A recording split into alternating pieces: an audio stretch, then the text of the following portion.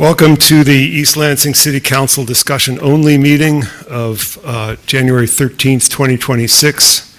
The meeting will come to order. Could you have the roll call, please? Councilmember Whalen. Here. Councilmember Meadows. Here. Councilmember Singh. Here. Mayor Pro Tem Grigsby. Here. Mayor Altman. Here. Is there a motion to approve the agenda? Moved by Meadows. Second.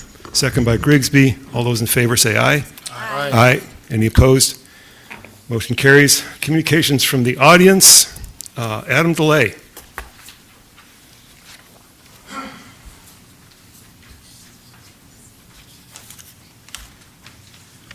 Delay goes first. Look at that. Get it? Delay. Okay, all right, making sure. Good evening, Council. I'd like to first take a moment to mention an issue that has recently been on the minds of many of us. Recently, it is greatly unfortunate that we can no longer trust our own government statements regarding an act of violence committed by that very government, and that the administration would try to persuade us that it is the victim that should be blamed for their fate, and to make the victim out to be a criminal. That they would ask us to reject clear video evidence showing that what the government says is, in fact, a lie, and refuse to engage in any meaningful dialogue about what happened. Now, to be clear, I'm not talking about what happened in Minnesota last week. I'm talking about what happened here in our city last fall, when two men were pepper sprayed by law enforcement and then charged with crimes that video evidence proves they did not commit. An incident where afterwards our chief of police put out a statement that contained several claims that are demonstrably false. Some may say it's inappropriate to compare these two cases, and that because one involves a tragic loss of life, it is far worse than the other. I'm not saying these incidents are the same, but that they are both cases of injustice, and that if you believe what happened in Minnesota was injustice, then you must also believe what happened here is injustice. Many here would argue that both cases are examples of grave injustice. There are also some that would justify both incidences, and while I would strongly and vigorously disagree, at least that position is consistent. What disappoints me greatly are those that would seek to make a distinction between the two, or who fail to see their connection. Those that make social media posts and correctly express outrage at ICE, but then turn around and either defend our police chief, or worse, sit on their hands and say, we need more time. We need more information. We need to consider all views. Or who only offer appreciation to those who speak during public comment, but then keep their own views to themselves. If any member of this council plans to talk about the murder in Minnesota in their comments this evening, I would ask you to consider why you feel compelled to speak about that, but not what is happening in your own backyard, where you have actual power and agency to make change. It is terribly disappointing that you or anyone else in our community would express your sense of morality and justice in one case, but then turn around and cast it aside the very moment it becomes inconvenient or difficult to uphold, or be oblivious to the fact that the opportunity to exercise those very convictions is staring you in the face. As MLK Day approaches, I remind you that injustice everywhere is injustice, injustice anywhere is injustice everywhere. So my challenge to you is this, and to everyone in the room. I ask genuinely for anyone listening to explain to me how the chief's press release did not contain lies. And further, how that does not warrant termination. I ask council to address that during your comments, and I will politely sit and listen to your reasoning. I will then stand outside of this room and listen to anyone who can explain to me why our chief should not be terminated. And I ask that genuinely. I'm willing to have my mind changed. But so far, all I have heard at this podium are character statements. Well, her comments, which I haven't even mentioned, weren't that bad. Chief isn't racist. I haven't mentioned race. What I have mentioned is that if you put all of that aside, which you shouldn't, but even if you do, you are left with the fact that the chief of police said these individuals engaged in fighting. We find video evidence that states explicitly that they did not. The press release implies that one of the individuals was intoxicated. No evidence has been provided as such. How do you have 30 characterize that seconds as remaining. anything other than a lie? What other word would you give it? What more time do you need? Well, there's a lawsuit. Or, well, there's an investigation pending that we may never see the light of day. All I ask of you is to look at this crowd, to look at me in your comments and tell me how you feel about it. Don't dance around it. Because, like I said at the beginning, if you believe what happened in Minnesota is an injustice, and you do not speak on this, Thank you for your then you comments. don't Your truly time has believe expired. that. Thank you very much, Mr. Mayor. Nadia Sellers.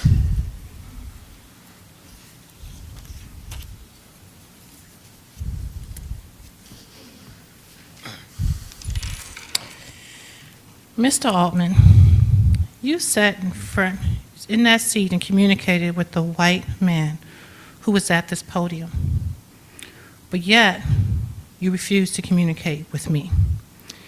The president of the NAACP has requested a meeting with you, a meeting which you refused to respond to or even acknowledge. When I ask you, are you a racist? No need for you to answer anymore, because your answer is given in your silence. Last Tuesday, I was angry, and I'm not going to stand here and apologize for that. I'm angry because racism does that to you. It makes you angry. I hope one day those of you who don't look like me would experience that type of anger. Anger based on injustice because of the color of your skin. So you can know how I feel and how many people who look like me feel, especially when you've lived with it for over 50 years. When you truly believed, that your children wouldn't have to face the same discrimination that you have. When you believe in the human spirit, when you believe that one day we will all be treated equally, in the words of Dr. Martin Luther King. My anger and the anger of people who look like me comes from pain, deep, deep pain. It comes from exhaustion, and it comes from disappointment. Because discrimination doesn't just harm your circumstances, it tears at your soul. It keeps you up at night. It follows you into your prayers.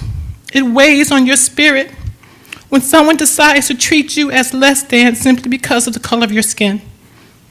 So yes, last week I was angry, and I'm still angry, and I'm hurt, and I'm tired. I am tired of hearing about black and brown people dying, tired of black children being denied basic fundamental rights, tired of black men being murdered, falsely arrested, abused, denied jobs, and told directly or indirectly that they are not welcomed, which is what your chief pretty much told black and brown people. They're not worthy, and they're not equal. That minorities come into your community, your means white people community, to commit crimes. A bold-faced lie. I'm tired of a world where love itself can be policed based on race. Racism makes you angry, especially when you're not seeing progress, you're seeing regression. You don't see it getting better for your grandchildren and maybe even their children. You see it getting worse. And the hardest part is this. You have to fight every day to make sure that ugliness of racism does not turn you into the monsters that discriminated against you or make you something you're not. You have to resist letting that poison turn into hatred towards your neighbor that don't look like you, your coworker, your friend, or just a complete stranger. Because that's what racism wants. And that's what it does to the human spirit. It wants to divide us. It wants to harden us. And it wants to turn pain into bitterness. I want each and every one of you, especially you, Chuck, to look in the mirror and ask yourself, what if I was black? What if I was a black man or a black woman? So I advocate for those individuals whose civil rights and human rights has been violated.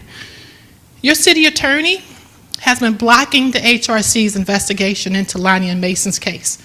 He came to a meeting and said, do not investigate that. Is that justice? That's not justice. And I hope that you people sitting here, you're better than that. You have You're 30 asked the seconds HRC to remaining. do a job that your city attorney is now preventing them from doing. For what? To hide the truth? The truth is on video for everyone to see. Why not embrace it, deal with it, solve it, and move this city forward? Thank you. Thank you. Kath Edsel.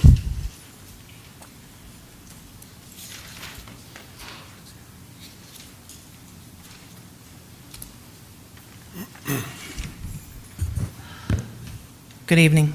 Before I start my comments, I wanted to piggyback onto something that Nadia just said. In the last 2 weeks, one of my children and one of my bonus children, both young black men, purchased new-to-them cars, nicer than what they've been driving, that were held together with duct tape. And I had to sit them both down and have the conversation. You are now driving cars that the police will not believe you should be driving. They will think of you as a car thief. They will think of you as driving something outside your race, and you will get stopped. Please keep that in mind. Follow every rule and beyond to the utmost. No parent should have to have that conversation with their child. And I'm just bringing it up because black people do it all the time. Every single conversation when your children get behind the wheel of a car, to say, put your hands in plain sight, make sure your wallet is out on the dashboard, make sure you don't make any sudden moves. All of those issues came back to life when I talked about this with my 2 sons this week. And it shouldn't have to happen, because you never had to have that with your kids, you never had to have that with your kids, you never had to have that with your kids. And it's not fair that some of us do. You will eventually, and you will too. What the current federal administration is doing across the globe is horrifying, and most of you probably agree. I'm going to mention one incident, great minds seem to think alike here tonight, that involved a woman in Minnesota. Renee Nicole Good was a mother and a wife who had just dropped her child off at school. She was senselessly gunned down by ICE, the president's thugs. I heard an influencer say today that when a body has enforcement power without structural limits, the result is what we saw in Minnesota. And for those paying attention, what we saw a few days earlier in LA, but that was a black father, so he has not gotten the same attention. If you're appalled that ICE murdered a white woman, Renee Nicole Good, that the administration is now publicly lying about what happened and is defaming her, and the FBI is preventing Minnesota Bureau of Criminal Apprehension from investigating the murder, but you're not appalled about the East Lansing Police Department violently assaulting 2 young black men in August, the police chief publicly lying about the incident and smearing the young men, and that the current city attorney, city manager, and city council are preventing the independent police oversight and the Human Rights Commission from doing an investigation, then you are not standing for justice. You are standing for a body that has enforcement power without structural limits. Last week, Councilmember Meadows expressed his concerns about the current administration misrepresenting, restating, and reconstructing the events of January 6, 2020. I agree with you that altering the facts to create a more palatable narrative is seriously problematic. And yet, as often happens, when the same is done closer to home, we tend to look the other way, tend to defend the injustice. We prop up enforcement powers without demanding structural limits. When you do this, you are standing for convenience, not justice, because justice is not selective. Accountability is not conditional on race, public sympathy, or political comfort. If your outrage only shows up when the victim looks like you or when it's politically safe, then you are part of the problem, not the solution. This city is violating current FOIA laws by preventing information to go to the Human Rights Commission, and the police chief is violating the police oversight ordinance by refusing to investigate complaints filed by the commission in order to avoid accountability and create a more palatable narrative. We now live in a country where laws don't matter if you are white and in power. That's true at the national level, and it's true right here in East Lansing. CYA is not a legal defense for violating the law, and eventually the truth will be brought to light, even if it takes us coming back here week after week after week for years. Thank you. Thank you. Nancy Marr.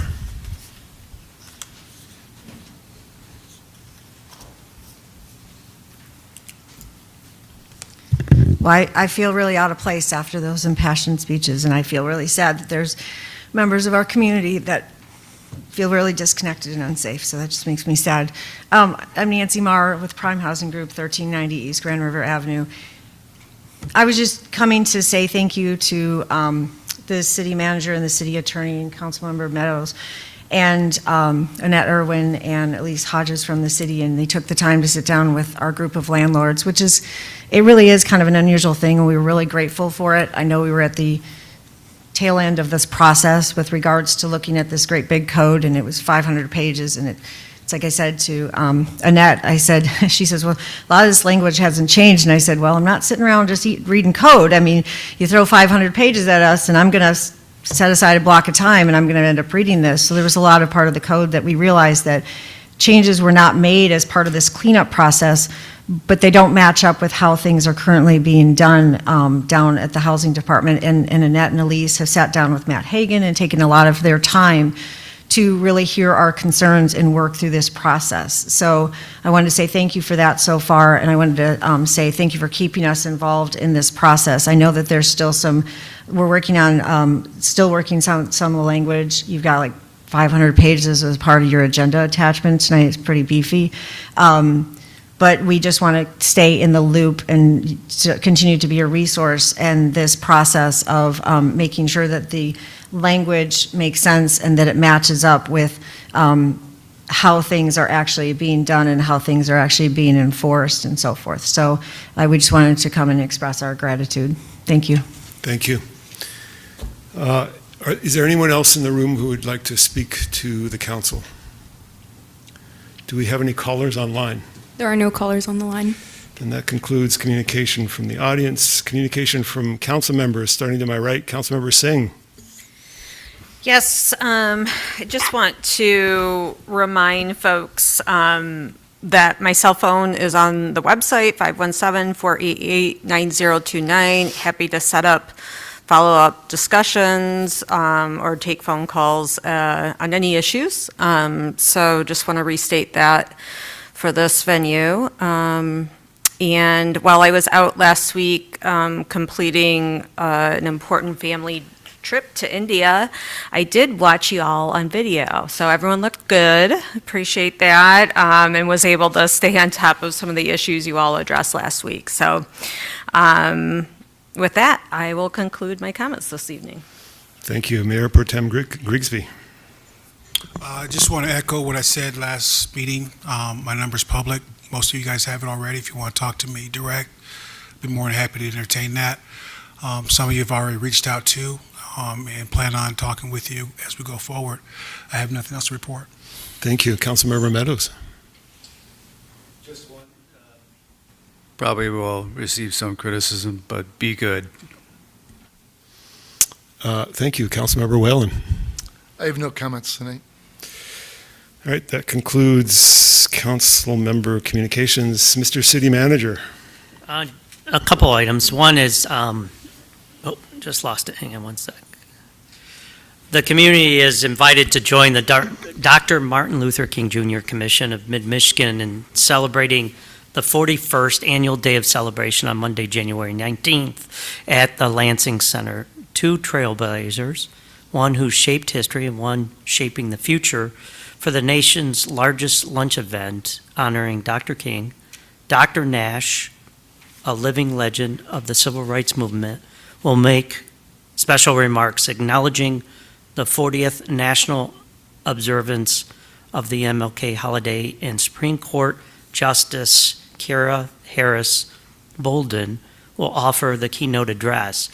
East Lansing community will be interested in noting that Mayor Eric Altman will also be in attendance and making welcoming remarks to the expected 1,600 attendees. Tickets can still be purchased online at mlkmidmichigan.com.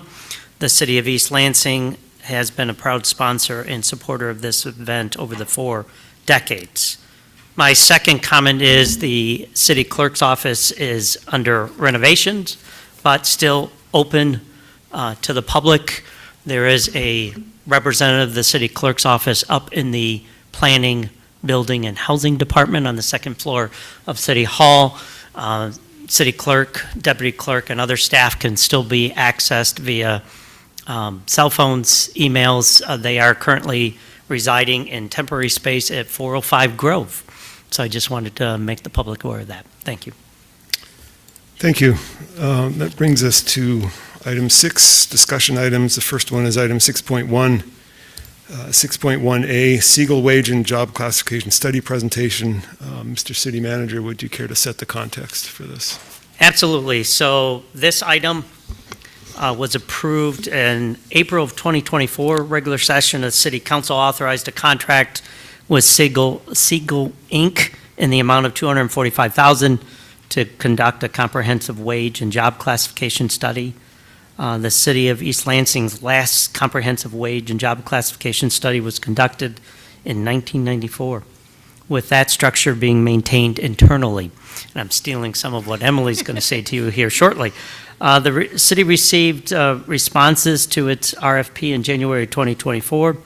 The project was expected to take 7 months, but the delay because of market analysis, especially from comparable municipalities, resulted in why it's taken so long. We wanted to make sure we got sufficient responses and good quality information, which you'll hear about more tonight from both Michael Verdum, who is a VP and Senior Compensation Consultant with Segal, and Diksha Garg, Consultant with Segal Compensation and Career Strategies, and then Emily Kenny, City of East Lansing HR Director, will present more information about the study, and then Gary will be here to meet with you in closed session to talk about negotiations and implementation. And so with that, if there's anything left, I turn it over to Emily to take the next step.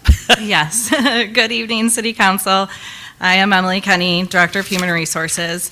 As the city manager stated, the City of East Lansing last conducted a comprehensive wage and job classification study in 1994.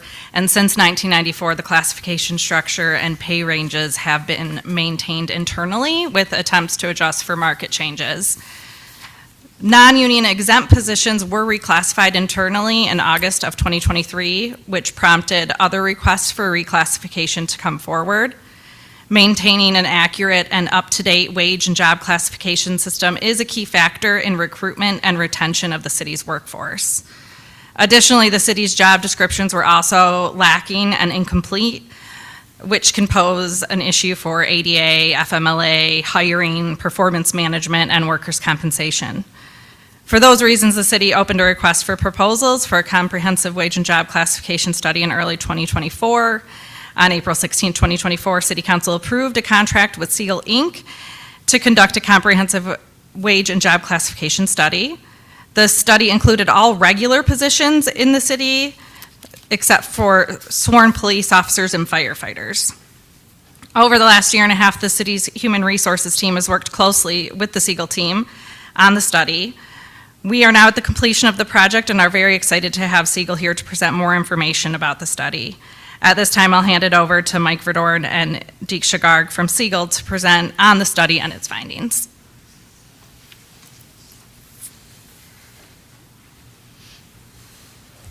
Thanks very much, Emily, Robert. Appreciate the opportunity to be here, council members. My name is Mike Verdorn. With me is Diksha Garg, 2 of the 5 project team members that worked on this study for the city. So we can flip through to the next slide as well. So in this presentation, I know questions are typically asked at the end. If you do have any that you want to ask at the meeting, please stop us for sure.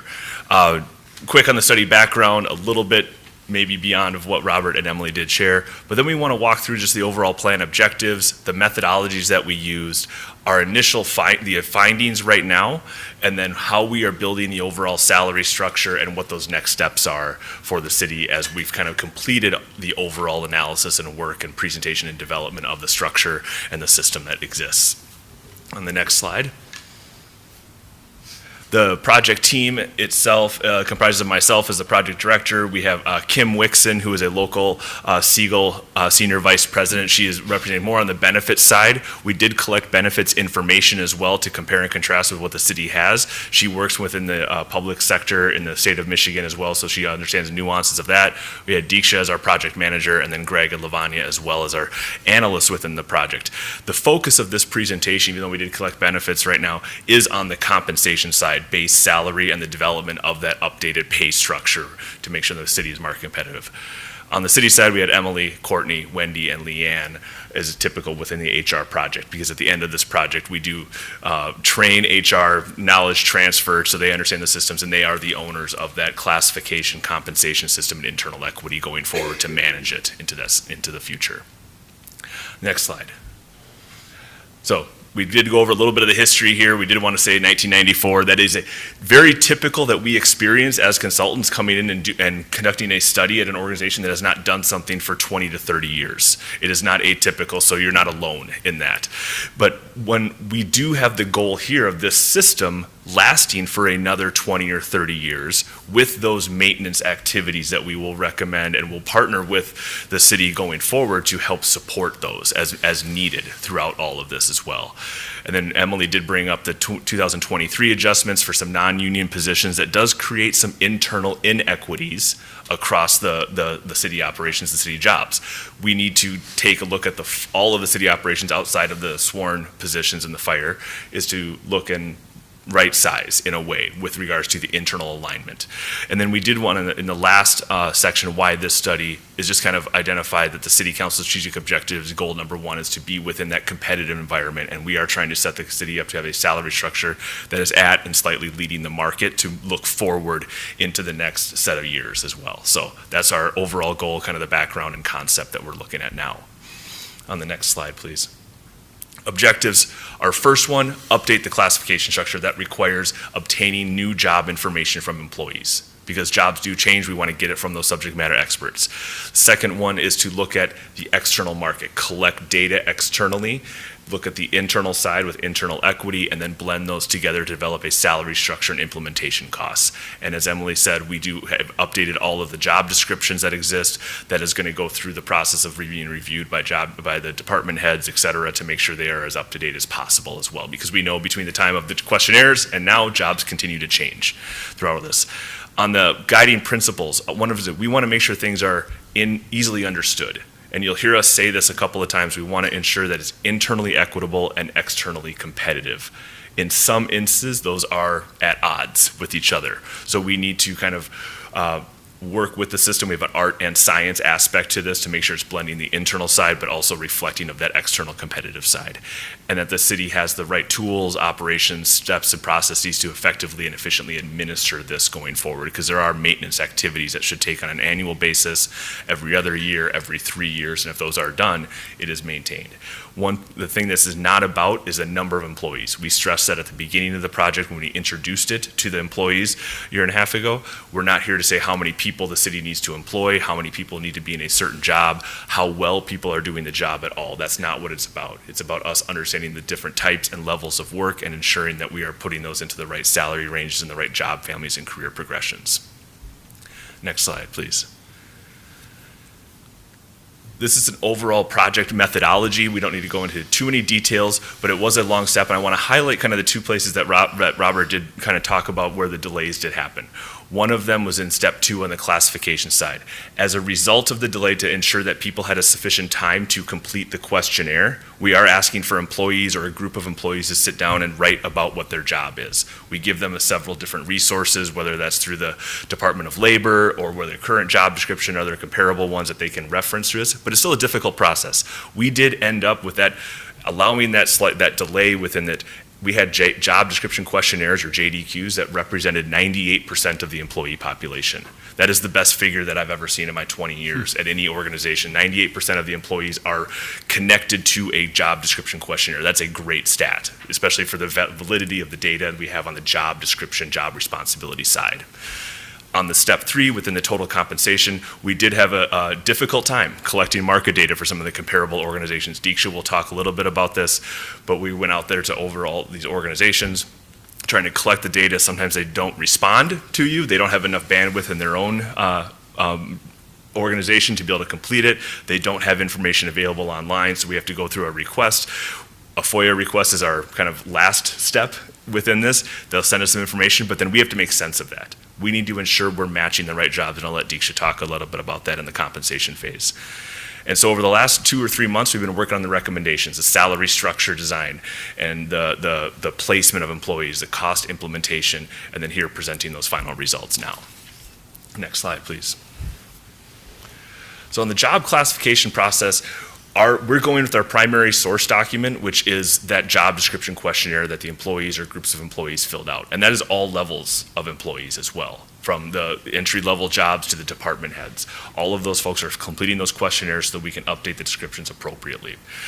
We did end up changing the number of classification titles slightly from 134 titles that existed to 152, which is slightly unusual for us. Usually we reduce those, but we did expand those slightly because the city did have a couple of very broad classifications. As an example, the public service worker had kind of 5 different titles, different bodies of work that were all included into one title that we felt is better to separate out, so that you can be reflective of internal equity and potential market misalignment or in market competitive issues for different areas that they work.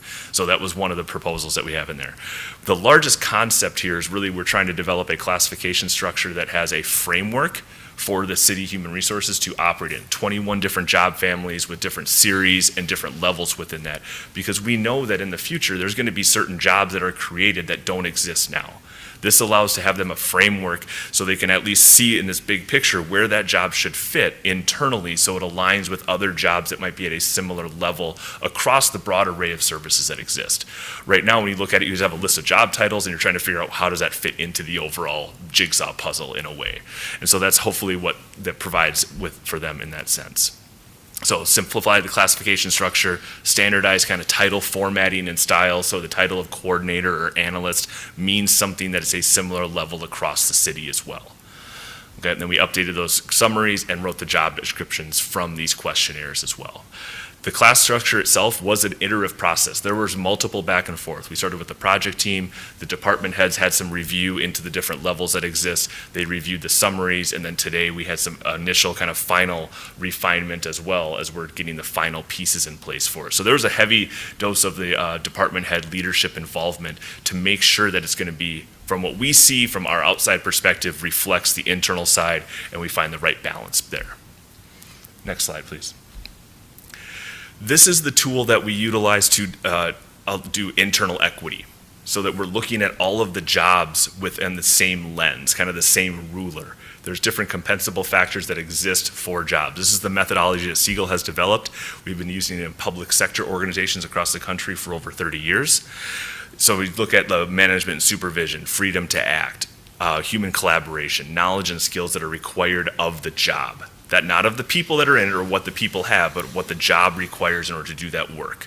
So we're looking at those to evaluate all the jobs. We don't have market data on every single job that exists, but we can have an internal value on all of the jobs so that we can place them appropriately on the internal side, blending with that external market data of the representative jobs for the benchmarks on the salary side of this. So at this point, that's all the internal concept. Classification, internal equity. I'm going to hand over to Deeksha. She's going to talk about the compensation study and the methodology and the results there. So the compensation study had 5 steps. It started off with identifying the benchmark jobs and the peer organizations. Then we distributed a custom survey document to those comparator organizations which had questions on the benchmark positions, looking at base pay information, the health benefits, retirement.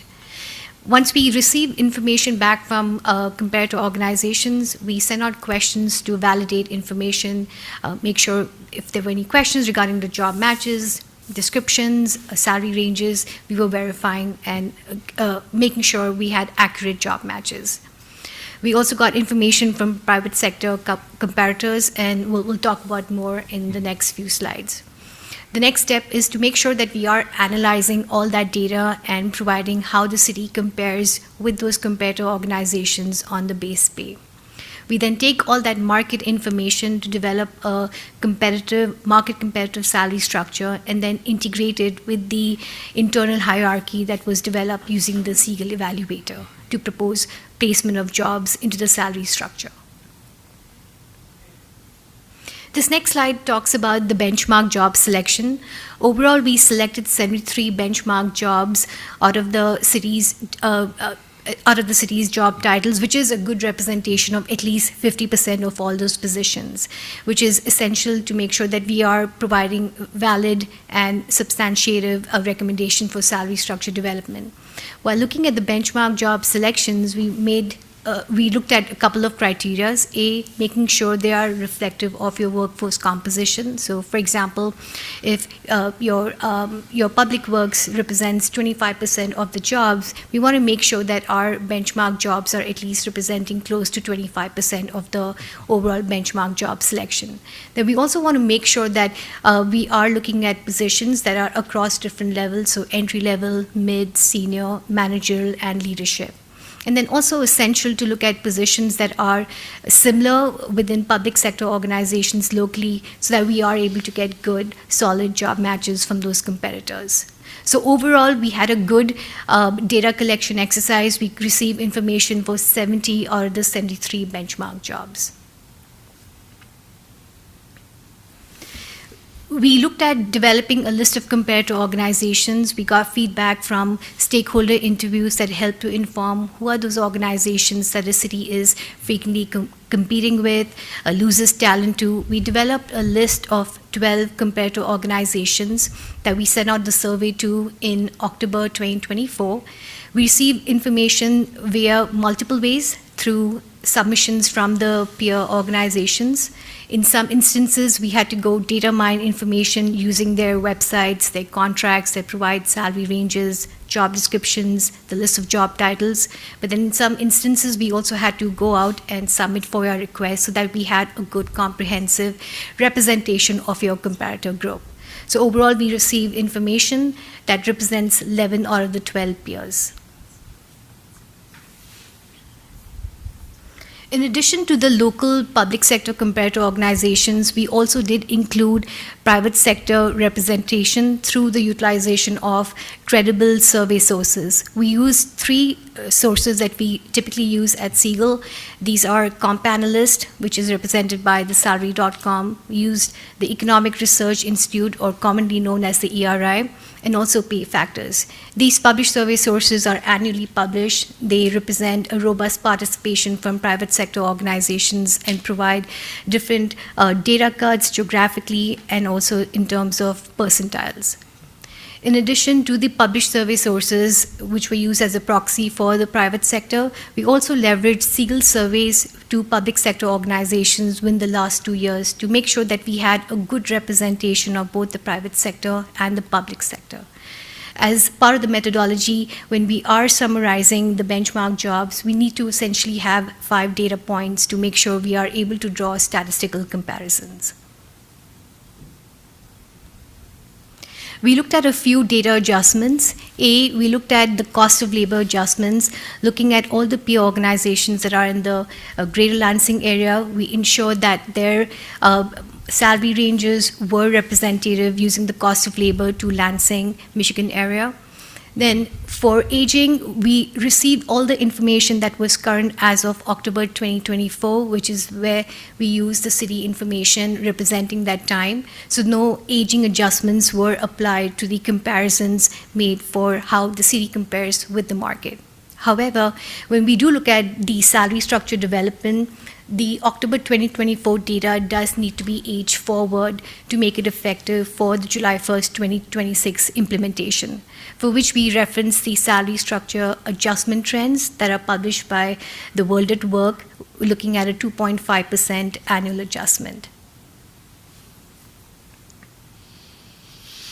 This next slide here talks about how the city compares on the base pay with the comparator organizations and the private sector using the published survey sources. So when we look at the overall average here, this is representing those 70 or the 73 benchmark jobs, looking at an average minimum at the midpoint and at the maximum. So when we compare the city to the market, overall the city is highly competitive across the minimum, midpoint, and maximum. We use compensation best practices to define competitiveness, which is a corridor of 95% to 105% of that market. So essentially meaning plus 5%, minus 5% from the market. Essentially, if you are at 100%, then you are aligned with that market. When you look at the custom data survey sources, as you can see, the city is highly competitive with the labor market. When you compare with the published data sources representing the private sector, the city is highly aligned with the minimum, midpoint, and at the maximum, it is behind the maximum of the salary ranges, but that is not atypical of how private sector organizations may define their range-fed philosophies. I'm going to hand it over to Mike to talk more about the salary structure development. All right, so at this point now, we start talking about how we blend these two different aspects together, the classification, internal equity with all the market data. And there's some of these, just what is a salary structure that goes into, like right now what the city has is kind of a lot of different salary ranges that are in agreement through the different collective bargaining agreements. So we're trying to create a single salary structure that is all reflective to help mitigate pay compression across all the different levels that exist, and does that fit? So that's kind of our hypothesis going into it. Can we create a single salary structure? We want to make sure that pay grades are defined, have a minimum maximum for a group of jobs that have a similar internal and external value. The salary progression within those grades, there is separation between the grades that allow for pay differentials that are substantial enough and also help to mitigate pay compression between different levels of work. We need to make sure there's relationship to the external market value and reflective of the internal value.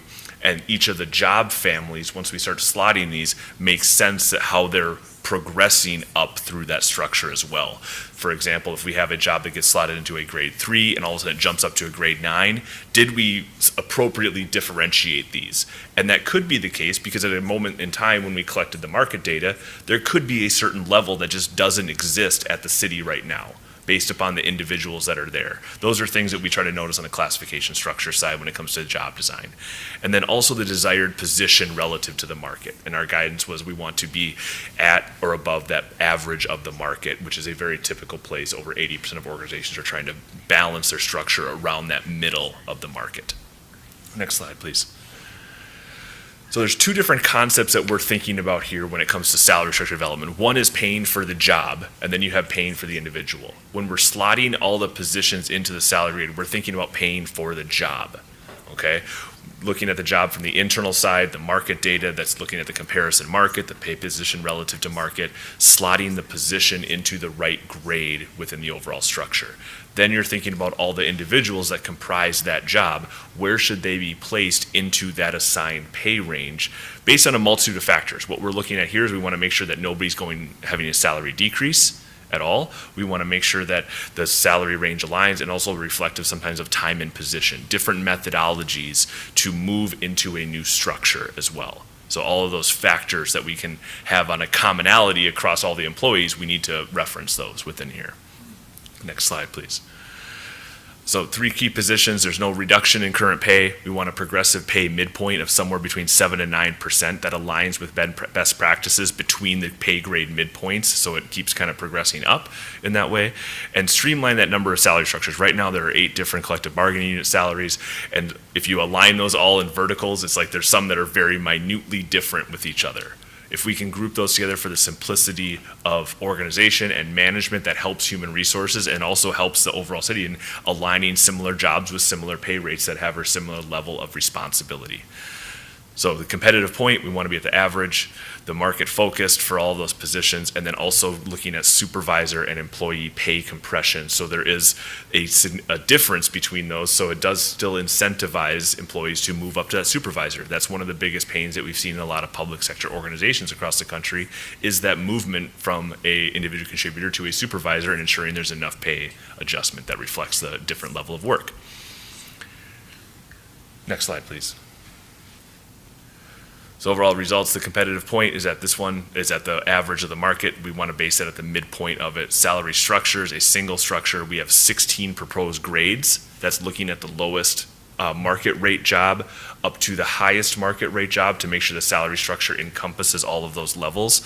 Salary range spread, kind of reflective of the market as well as best practices, 30% for those jobs at the lower levels, because the jobs have a more defined role, defined skills, defined knowledge and experience to go into them, to a wider range spread at the top that reflects the potential further breadth of experience, knowledge that go into those different roles and allow the city to pay at different levels based upon who is coming into that position. We're having steps that go from 10 steps at those lower level ones, the lower level jobs, to 16 steps. So each step itself would be an average of about 2.8 to 3% increase, which aligns with kind of what the typical market annual adjustment pay increase would be as well. And then looking at those internal equity ones, we slotted all of those jobs that we didn't have market data for using the internal equity Segal evaluator. And then you compare and contrast, are there any significant differences between the market data against the internal equity side? Do we need to remedy any of those? Because sometimes those, as I said earlier, those are in contrast to each other, and we need to identify where those are, and that's what we're working with the city on. Next slide, please. So this is a visual of what the structure itself would look like. We run it through really kind of fun stuff with regression analysis to make sure we have a line that fits, that reflects both of those, develop that pay range around it. Again, 16 grades, 7 to 9% pay increase. Overall, this is what it looks like. The horizontal axis shows the number of grades, and then we have the dollar values on there, okay? Next slide, please. So the next steps in implementation is to discuss this further with the city council, get approval of the salary structure to inform that budgeting process. We've worked with human resources as well as finance to model different implementation options and what those related costs would be, and then the city leadership to finalize kind of all of those pay grade assignments for the city to move forward with the negotiations and implementation strategy. Thank you. Questions for our presenters?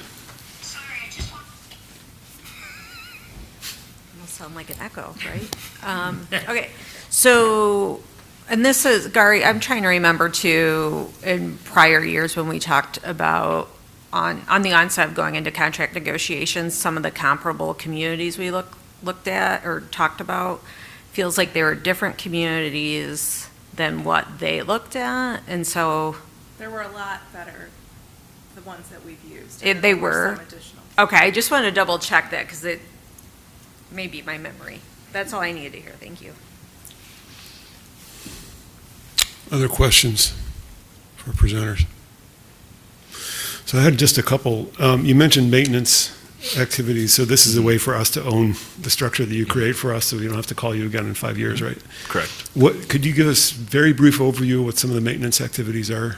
Yeah, one of them would be something that happens whether you have one time a year, 2 times a year, what we call as a reclassification process for employees or supervisors that have said, hey, this job has changed substantially enough. We want human resources to review it for the appropriate placement of this within the structure, because the job responsibilities have increased at a certain level. So we've gone through with a Segal evaluator, kind of trained the team on it. It takes practice to keep going through it and everything, but we would help to establish, here's a form for an employee or supervisor to start that process, let us know what has changed in the job, have discussions about the context of the change, examples of what those changes are. Is it going to be substantiated and long-term, or is it kind of a short-term aspect?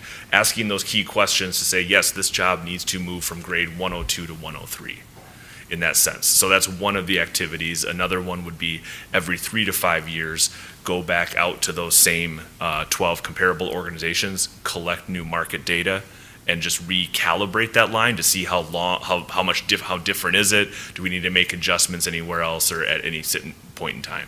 So, And do we do that in collaboration with you, or we do that on our own? Either or, to be honest. You can do that on your own. Sometimes having somebody else collect that external market data is deemed as kind of more appropriate because human resources kind of has arm's length from it. So we have done that for a number of organizations over the years. And you've also got the regression models and the various other models you use for imputation that we could... Correct, and we have handed all of those Excel-based, we're an Excel shop, so all of those are Excel-based models that we hand over and say, here's how this works, here's where you can make the adjustments on different triggers or anything like that are in that, so that, and Emily's been actually modeling some of that working with the finance department on that. Great, yep, thank you. Anything further? That does raise a question for me, if I can. The reclassification process, which seems not about your salary, it seems about the job you're actually doing. Typically, within an organization, we are not doing that. Is that what I'm hearing from you, or we don't have a process for that? No, we've been doing it. Yeah. Okay. It's just this gives a defined structure that we will build off of. But we've been doing it since, the 1994 comprehensive, we've been doing it internally. And this allowed us to go out and validate what we've been doing and make the alignments that need to happen to bring them all up to market rate positions or compensation. And I can just add on to a little bit of some organizations that I worked with for 15 years or something. It's like, yeah, you can keep doing those reclassifications over time, but if you keep putting Band-Aids on certain things, eventually you have to kind of step back and look at the whole. And so. Right, and did you review our reclassification process? We talked about and looked at the beginning of this, yes. So I just can't recall the stuff that we talked about at the beginning of this, but whether or not we just review that form again and maybe update it slightly or anything like that. Overall, it's typically a pretty straightforward process. It just matters on who is in charge of it and kind of making sure that you're validating that, hey, HR does this, here's the timing of it, we're going to do this in April of every year or something like that, so that human resources can focus on the 5 they get and not doing it at random times. And what triggers it? In other words, does an employee say, hey, I'm doing the work of 3 people here, and shouldn't I be reclassified? Or is this like a steady review of each position and reclassification as necessary? There's kind of 2 different things right there, and it's yes to both of them, because one of them is it could be starting from the employee and the supervisor. We would want that to go through an approval. Sometimes a supervisor or a department head could say, I'm going to start this because I know my employee's not going to start it. The employee said, I do this, I want the approval of the department head. Yes, this is a real responsibility, similar to our JDQ process that we had. The employee completed it, supervisor reviewed it, added any comments, department head reviewed it, added any comments. So we had approval of that that initial data that came to us on the job responsibilities. The other side of the question is kind of a consistent review. That is one of the other recommendations we have is like, hey, have a process over whether it's a 3-year period or a 4-year period or something like that, that you're reviewing all of the job descriptions, whether that's department by department or grades 1 through 5 and then grades 6 through 10, or just to kind of consistently review little by little, just from human resources. And if they need to go out and be like, I feel like this one's changed, and you talk to the department heads. So you're not just stepping away and have it sit there.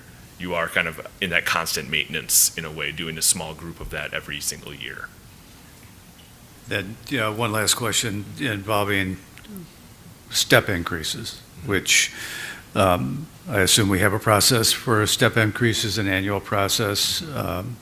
And I guess I don't remember us ever discussing it, but I just want to make sure that, annually every employee has the opportunity to make their case or a step increase, or a double, or something like that. And if we don't have that at this point in time, I'd like to hear a little bit more about it. So. No, there is a process for a step increase across the different collective bargaining units. We understand there's different numbers of steps that exist from a minimum to a maximum. We are recommending to kind of have a unified number of steps across those, so there is kind of some more easing the burden of administration and maintaining kind of the equity across the city. And so we do have a step increase, and there's kind of two different types of salary structure or salary adjustments that would happen on an annual basis. One is the step increase, an employee moving through the pay range, so that when you hire a new employee into that, there's not that pay compression between a more long-term employee and a newer employee. The second one is to make sure that you're updating the salary structure itself on an annual basis to not be misaligned with the market. And so you have those two different kind of tools in your tool belt to be like, we can adjust by this percentage based upon a budget that's available. We can move it up by 1% or 2. And those are numbers that we can definitely provide to the city on an annual basis based upon the surveys that we purchase and look at to say, overall, the salary structure budget that Deisha had referenced earlier, but the 2.5%, hey, this next year it's going to be 3.5 or whatever it is. Because, as we experienced after COVID, a lot of organizations were adjusting their salary structures by 6.5%, 7% at certain points to kind of get back into the market swing of things. So those are numbers that we want to help provide, and that's not on a cost basis. We're just there to help provide it and make sure if you need to do any work, then we're here to help you. But, yep. Further questions? So thank you for your presentation. I guess the next step is a request for a closed session. Are we at that point? Yes. Okay. Is there a motion pertaining to a closed session? Yeah, maybe. I'll make the motion. The motion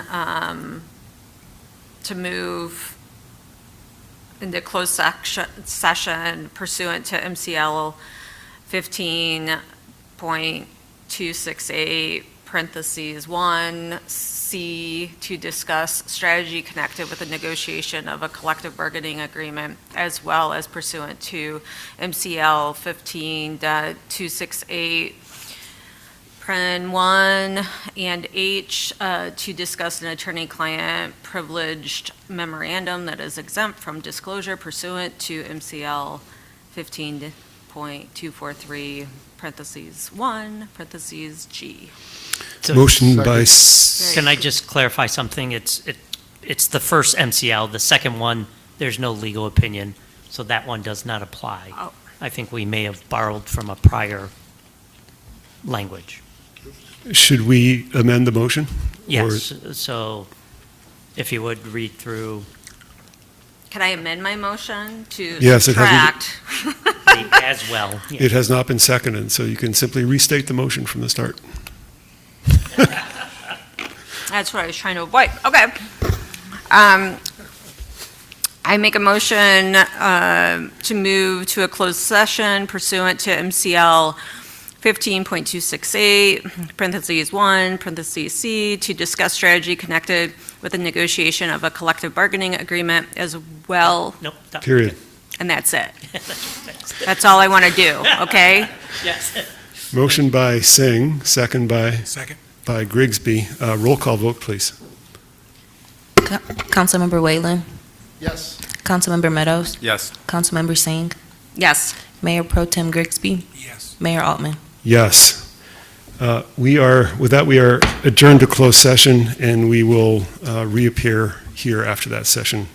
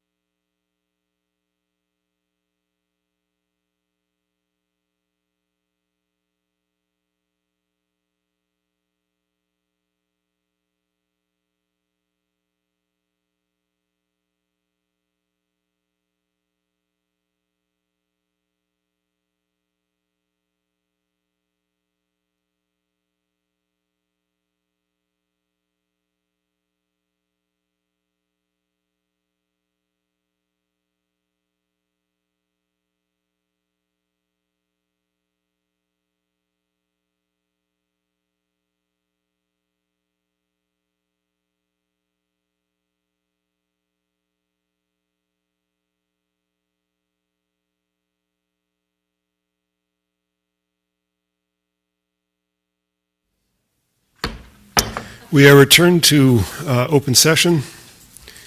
Next item on our agenda is item 6.2, discussion of charter amendments. Mr. Bellman, would you care to set the stage here? Sure, thank you. So the City Council at its May 14th, 2024 regular session adopted Policy Resolution 2024-8 and established a Charter Review Committee to review the current city charter for the City of East Lansing. The Charter Review Committee consisted of 7 members with 2 alternates. The 7 members were Diane Gadaris, who served as chair, Jeff Hank, who served as vice chair, Jonathan Foreman, Dr. Ruben Martinez, Joe Rody, Pam Weil, and Dr. Veronica Wilkins Johnson. The 2 alternates were Dale Kruoff and Lynn Richardson. City Council member Mark Meadows served as the City Council liaison. The Charter Review Committee held its first meeting on August 22nd, 2024, and its last meeting held in July of 2025. For a total of 19 meetings, the committee held various public hearings throughout those 19 meetings to ensure the residents had an opportunity to provide feedback on decisions and recommendations that ultimately were presented to City Council. The Charter Review Committee submitted 29 resolutions recommending amendments to the City of East Lansing Charter for your consideration. The City Council would need to approve the proposed or revised charter amendments by March 3rd for the August ballot, and I believe it was June 2nd for the November ballot. With that, I turn it over to City Attorney Jeff. Yes, thank you very much. So amending your charter, for those who are not as familiar with the process, maybe I could go through that very briefly with City Council. I know some of you have been through it before, but it is a pretty technical process, not just involving all the election laws in Michigan, but also the Home Rule Cities Act, which is the statute, the public act that's adopted that allows you to have become a city. You are created as a city under the Home Rule City Act. We call it the HRCA, and it's your founding statute. Your charter was originally adopted under that statute. And under that statute, it allows you to amend your charter through the course of time. So what is a charter? In Michigan, we have our state constitution, and in the federal government, of course, we have the U.S. Constitution. In the city, you have your charter, which is in some ways, and people often consider it, and courts have referred to it, as being the city's constitution. Why? Because it's adopted by the people of the city of East Lansing. They approved the charter originally when your city was established. It established the city. It's your founding document. Every city has a charter, and every charter is unique to each individual city. Many of them have very similar provisions, but a lot of them have very unique provisions to fit the community for which the charter exists. So cities over time evolve, just like our country does and just like our state does. And with that comes the need over time to amend your charter to keep up with the times, so to speak. Also, sometimes you need to amend your charter to keep up with the law. The law changes, and a lot of things in your charter correspond with other legal requirements under state statutes or maybe even federal laws. And so occasionally things change in that area of the law, and so you may need to amend your charter to keep up with the law. And sometimes things change just culturally over time. For one of the best examples that a lot of cities go through is making it gender neutral. Charters, some of them were created 50, 60, 70 years ago in a different time, and they use language that's not currently used. Updating your charter to do that is also something that you do occasionally. Each time you amend your charter, it has to go to the voters. The decision on whether to amend the charter is voted on by the people. You as City Council have the ability to decide and adopt a resolution saying that a particular section of your charter needs to be amended for whatever reason exists, that you decide. It's in your discretion to make that decision of the sections that need to be amended. Generally speaking, for each topic or section of the charter that's being amended, you have to have a separate question. So basically, it means a separate proposal to the voters to vote on to decide whether or not they want to approve your proposed amendment to the charter. Okay? Charter amendments can also be done by initiative. We're not here to talk about that, so I'll just leave that off to the side for now. You are talking about adopting resolutions by City Council that would pick out sections of the charter that you think need to be amended. Most of you on the council today appointed a charter review committee. That's not an uncommon practice, especially when you're looking at making a number of changes to the charter. It's not required, but oftentimes it's a tool that's used by cities to help them identify areas of the charter that need some tune-ups, some work on them. And that's what you did. And that charter review committee has come back with 29 separate sections of the charter or areas of the charter that it's proposing for amendments or additions into the charter to address various aspects of the charter. That's what's been brought before you, and you've seen it before at some of your prior meetings, and you've discussed it briefly.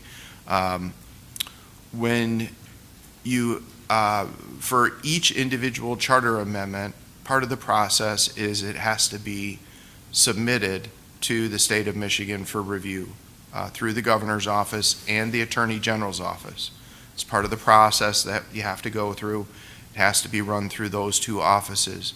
And the method for doing that is adoption of a resolution that explains the charter amendment that you're proposing. It includes the exact amendment language, exactly what amendments you're making to the charter. It identifies the section of the charter in the body of that resolution that is being changed, and it shows how it's being changed, how it will read when it's amended. Another part of that resolution that is part of the next steps going forward will be adoption of the ballot language that will go on the actual ballot. It's not going to be the charter language. Why, you might ask? Is the actual language not put in the ballot itself? Because the Home Rule Cities Act says you're limited to 100 words to describe how you're amending the charter.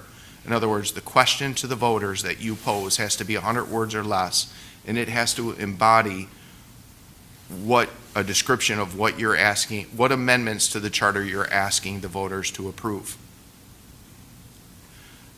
Sometimes very challenging when you have a very lengthy charter provision that you're amending and you're amending many things in it. Sometimes it's simple because you're just changing one word. So it deviates how hard it is to write that 100-word ballot proposal language. So you've seen ballot proposals, all of you, I'm sure. It has a title to it. It says proposal to amend the charter for section such and such for some purpose. Generally a very short title. The 100 words is then starting the clock. The count is starting with the wording underneath that heading. And it has to be 100 words or less, and then it's followed by yes or no. So it's posed as a question. Shall the city charter be amended, the City of East Lansing charter be amended, section such and such be amended, so on and so forth. So each one will have its own less than 100-word description of the ballot question. And that's in that resolution as well. And it'll include directions for the city clerk in processing it, that ballot proposal through the election laws and getting it on the ballot and so on and so forth. Once you adopt that resolution, City Manager Bellman mentioned March 3rd. That's the deadline. It's a strongly recommended deadline from the Attorney General and Governor's office to do your best to comply with. That resolution is what is sent at that time to the state of Michigan. So coming out of this meeting and maybe a subsequent meeting to finish your discussions, will be prepared that resolution and it'll be brought back to you for each of these 29, or as many of them as you want to proceed with on the next ballot, which should probably be part of the discussion tonight. How many do you want to proceed with at one time? When do you want to go forward with them, and so forth? But that is the process. What happens is the Attorney General's office will review it. They'll make a recommendation to the Governor's office, and we will receive a letter back from both indicating whether there are any problems with it. The one thing that I have done in the past, and I've already actually let the Attorney General's office know that we have up to 29 that are going to be coming at, many of them probably here for this upcoming primary. So I alerted them. I try to do them the favor because they get these from cities all over the state, right? They get hit with them every election cycle from not all, but many cities across the state. So I like to give them a heads up. They deserve it. They work hard. Another thing that I like to do that they welcome, and I confirm that they are still welcoming it, is to do an informal review, city attorney to Attorney General office, the assistant attorney generals who do this review. They have said that they would be willing to do that. Sometimes that can buy you a little more time, and what happens with that, and I mean just like a one meeting gap, so we might have a little window in March if it becomes necessary. It's a nice buffer to have, and it's easy enough and helpful to them and to us to get that informal review in place and moving forward. So I would like to do that, assuming we're in a good enough position, toward the beginning of February to get something over to the AG's office and have that informal review and any comments back from them that they see. So I will do that on my end as part of this process. It's not required. So if we for whatever reason can't do it or can't do it for all of them, it's fine. It still is able to process. But I wanted to let you know we were going to try to incorporate that into this process as well. So with that, I have provided you a review report concerning the 29 amendments with some suggestions and input on them, and so that is in your possession. And at this time, if you want to discuss parts of that may not be attorney-client privilege, much of it are things that I can talk about to some extent, especially some of the language tweaks. Some of the things in there are just grammatical. There's no legal magic to them, and I can certainly discuss those with you. So, Mr. Mayor, I'll turn it back over to council and follow your guidance on how we proceed next. So thanks for that briefing. Councilmember Meadows, you were the liaison. Do you have anything you'd like to add? Yeah, just actually a couple of things, and one is a question of we're not limited to the 29, correct?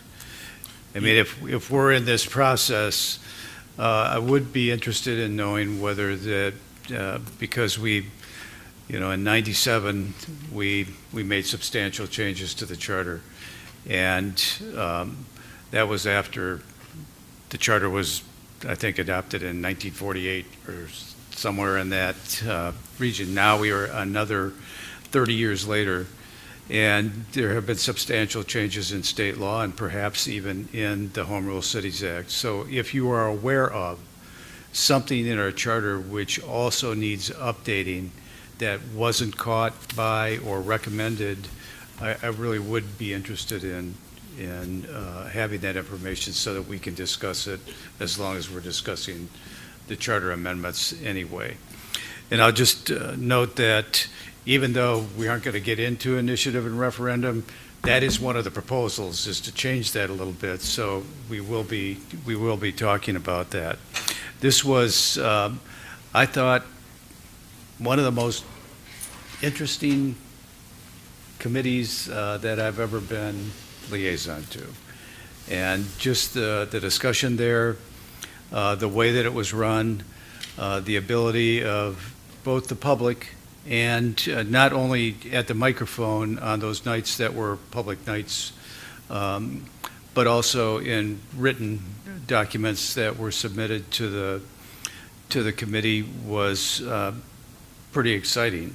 Now, as a lawyer, I probably find that exciting, and others would find it boring as anything. But I thought it was a great committee, and the result is something that we need to chew on a little bit. But I also want to point out, this is a huge amount of work for our city attorney, because the resolutions that we received from the committee, which were also drafted and approved by the committee, are not the ballot proposal.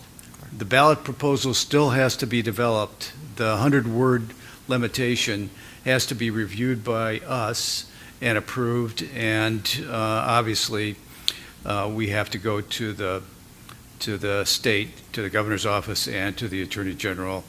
I will say that is sometimes, even a thumbs down is sometimes ignored by local communities, but it's important for us to have them on board, I think, on what we do going forward. So, again, I just want to point out, it's a lot of work ahead of us, and particularly in front of the city attorney as we go forward with this. I think there are a substantial number of these that are relatively non-controversial, but I do believe that there are some here that we're going to have a long discussion with regard to. So let me open the floor to see if anybody's got questions or comments. I have some thoughts about the process that I can drop in later, but if anybody else wants to comment before we get there, please feel free. I have a general just question on the timeline. I know it's been referenced, like the 2 elections this year. Has that been determined that or is there a best practice from Charter Review Commission recommendations that a city should move forward in X amount of period of time? The concise answer is there is no timeline, no time requirement on making these amendments. And, there are a number of factors to take into consideration in terms of prioritization, however, and I think you can see perhaps some of that from my review report that I've provided to council. Some of them are things that seem to, in fact, definitely need to be corrected. There are other proposals that are new provisions in the charter that are not typical or routine type charter provisions. They're optional charter provisions. So the timing on those probably, if you're looking at prioritizing time-wise, up to you, but you might want to be putting those toward the end for a future ballot. And it's not just this year. If it takes multiple years, I know there are, like I said, a number of things to consider in terms of how many to put on a particular ballot. Remember, unlike the last time council did this, when you had 40 out of provisions, you weren't limited to 2 sides of one single ballot sheet.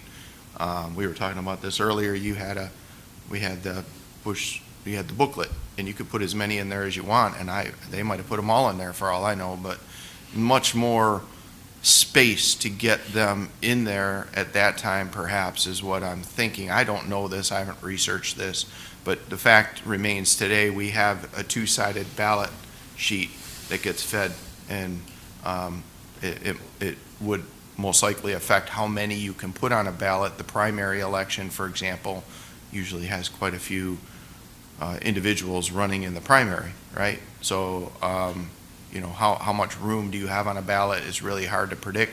You have voter fatigue when they're going through and voting. All those things are things for you to take into consideration, how many you want to put forward. So timing-wise, don't feel, my suggestion, it's up to you again, is don't feel rushed necessarily to get them all out there at once, but definitely maybe think about how to prioritize them.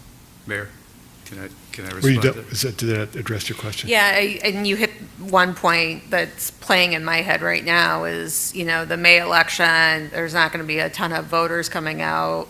You have more folks that will come out in a November election, but then fatigue at the end of the ballot that, for people that may not know a lot about what they're reading and just vote at the top of the ticket. So anyway, there's a lot of variables and factors. So we missed May, but we're shooting for August now. Oh, August. Right, and then potentially November plus 3 months.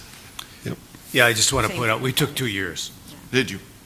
We had them on the ballot in August and November of 97, and then I think we had them on the ballot in August and November of 98 to finish it out. That was a lot of ballot proposals. 29 is also a lot of ballot proposals, so I would say also that even though I think that the majority of these are, we're going to talk about, but everybody's going to agree that the language change makes sense. We don't have to put them all on one ballot or sort of jam the August ballot. If we want to take more than 1 year, we can do that as well. So it's really up to the council to decide how they want to proceed with this. Mr. Whalen, did you have? I think just right on that. So as far as procedurally, are you looking for us to prioritize which ones we would say would be higher priority? Are you going to give us a proposal for what is the higher priority? You obviously said there's a few things that we need to make sure we get in line with the state. So is that going to be our initiative to say which is the priority, or are you going to give us a list? Which I like that idea better. If I'm asked to do that, I would certainly be happy to do that. I have not done that, but because I assumed it was something for you, it is your discretion. But if you would like my input, I'd be happy to provide anything. So way back when, last time we talked about this, I'd asked for you to sort of assign 3 levels to each amendment. One was legally necessary, legally neutral, or inadvisable. And some of that is implicit in your report.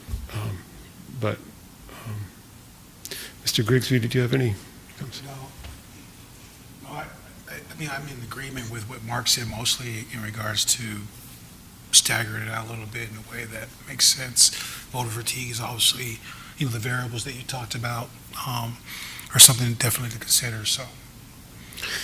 So let me make a suggestion for a process, just to start the conversation, and people can weigh in as they see fit. So I think it's reasonable to target approximately half a dozen amendments for the August election, plus or minus a couple. It seems like that should fit on the ballot, although it sounds like there's a lot of variables there, but taking into account things like voter fatigue.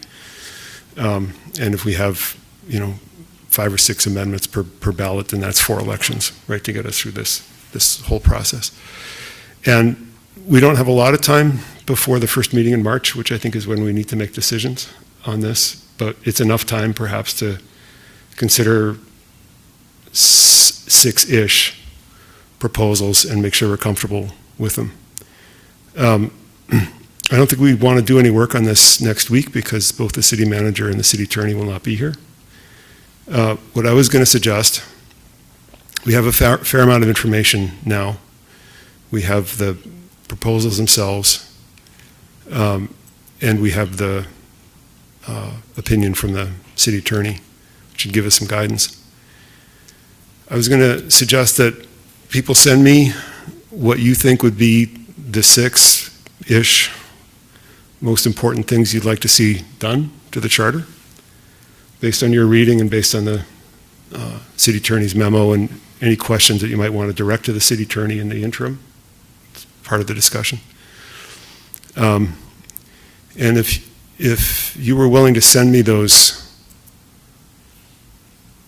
rankings, as it were, say by the 25th of January, that would give you just shy of a couple of weeks to digest the material, of which there's a fair amount. So that'd be Sunday, January 25th. I can collate them. I can create a ranking of all 29 proposals based on who votes for which ones. And then we could put that on the agenda for the February 3rd meeting. And that would be a starting point for discussion. It may be that there's a pretty clear consensus on some number of proposals because everybody sort of agrees on what those need to be. It may not be, but then we at least have a place to start, and we will have all read the stuff at that point, so we'll have our questions ready, and then we'll just start working. Can I ask a question? You talked about roughly a dozen. Where does that come in? I didn't talk about roughly a dozen. I think I said roughly half a dozen. Oh, okay. I must have misheard that. 6. I'll just note, I think there's like 16 or 17 that are not very controversial based on the report that we received. I would like to see from the city attorney sort of his own ranking of things that need to be done, which I have a feeling will probably be more than 6. I don't know what fits on a ballot, so I think we're going to have to rely on that advice as well as soon as we have a feel for what the ballot's going to look like in August. But I really would like to see that before I weigh in. And we're going to weigh in because you're going to put it on the agenda for the first meeting in February, right? yep. Okay. Yeah. So we have a little bit of time anyway. We do, and maybe that's enough time for the city attorney to develop that sort of input. Does that sound like a reasonable time frame? Sure, I'll try and prepare. I have in my head an idea of ranking of at least the top 15 to 20 in my own That'd be head as great. well. I'll try and put something together Yep. and get it out to council tomorrow, so you can work with it. That would be most helpful, Mr. Grigsby. So just so I understand, with what you proposed to what is happening now, we're getting what we're getting from him, and then you want our additional recommendations on top of what he's done? I think if the city attorney is able to get that memo to us pretty quickly, then we should all factor that into our own rankings. We can say concur or deny Steve Joppick's opinion. Right, exactly. So I would view this new memo as just another source of input for us to make our own decisions. I probably will heavily defer to what he ranks for Yep. me personally. And As we have, if we talk amongst ourselves, but I may well end up doing the same thing, Okay. but this All way we all have a voice. understood. Right. And if it turns out we all do that and it narrows it down to a common set, then our work becomes that much easier on the 3rd. So he said he had 15 or 16 already at the top of his head, but when we talk about prioritizing that number, that's where we talk amongst ourselves about which 6 in August. Is that what you said? Yep, and I don't want to suggest that 6 is a magic number. I think it would be helpful to have some more information on what is a reasonable number of ballots or proposals to put on the ballot, considering all the various parameters like the space of the ballot and voter fatigue and other stuff. There's no magic number here. If we had several business meetings to plow through a list of 15, that would be preferable, but we don't, right? So part of my thinking about limiting it a little bit is fitting it within this particular time frame. But again, there's no magic number, and as we read through the various documents we get, including this new memo, it may, with any luck, it may all become quite clear. If not, then we'll make it clear starting the 3rd. Mr. Whalen? Can I make one more note? Go ahead. It's the, Steve, you were I first. just want to. Go ahead. Steve first? Go ahead, sir. I just want to point out that the way that the Charter Committee worked, these are not sequential. So they are in the sense that they numbered each one of them sequentially, but they're not sequential to the articles that they address. And sometimes in terms of us proceeding, it might be better to take care of a whole article at once as opposed to, having it split off into various elections over a period of time. I don't know if that's how the city attorney views it or not, but that's the way that the charter Charter Committee may have considered something in Article 3, but then went on to some other article and then came back to Article 3. So they're not grouped in the way that the charter is actually laid out or written. Mr. Whalen? I think it's similar to this. So are we calling our suggestions like 7.4 city clerk? Are we saying Resolution 24.6. So that's an excellent question, and I'm going to suggest the resolution number. And the reason for that is that some of the resolutions address multiple sections, in particular the general neutral language. So that's going to be tougher to identify by section. And a couple of them propose new sections, and so it's a little hard to know how to number those sections. So that's a good point, and I would ask you to let me know by resolution primarily, or by resolution number primarily, and then that will help me to put together the spreadsheet. Thank you, and also I appreciate City Attorney prioritizing. If there's any legal precedents as far as the priorities, that would be great for us to understand, as compared to just wording. So, thank you for doing that. And I think that gives us a pretty clear path. With any luck. To go for these next 2 weeks, and if there needs to be a little more time, but I think that's a good path. Yep. And I think one of the reasons to do the ranking is to give everybody a reason to read through all the amendments, right? Because we're going to have to eventually at some point, and so this will be a sort of a forcing function to get everybody to sit down and read through them all. Did you have any further comments? Okay. I have a couple of questions for the city attorney. One of the resolutions was about the gender neutral language, as you indicated, and the proposal from the committee was to simply use titles in place of pronouns. I would need to see what that actually looks like in all instances in the charter, because I'm not 100% confident that simply doing syntactic replace of a pronoun with a title is going to lead to a readable document. I've read documents where people tried to do things like that and they were not very clear. And we want whatever the product is to be clear.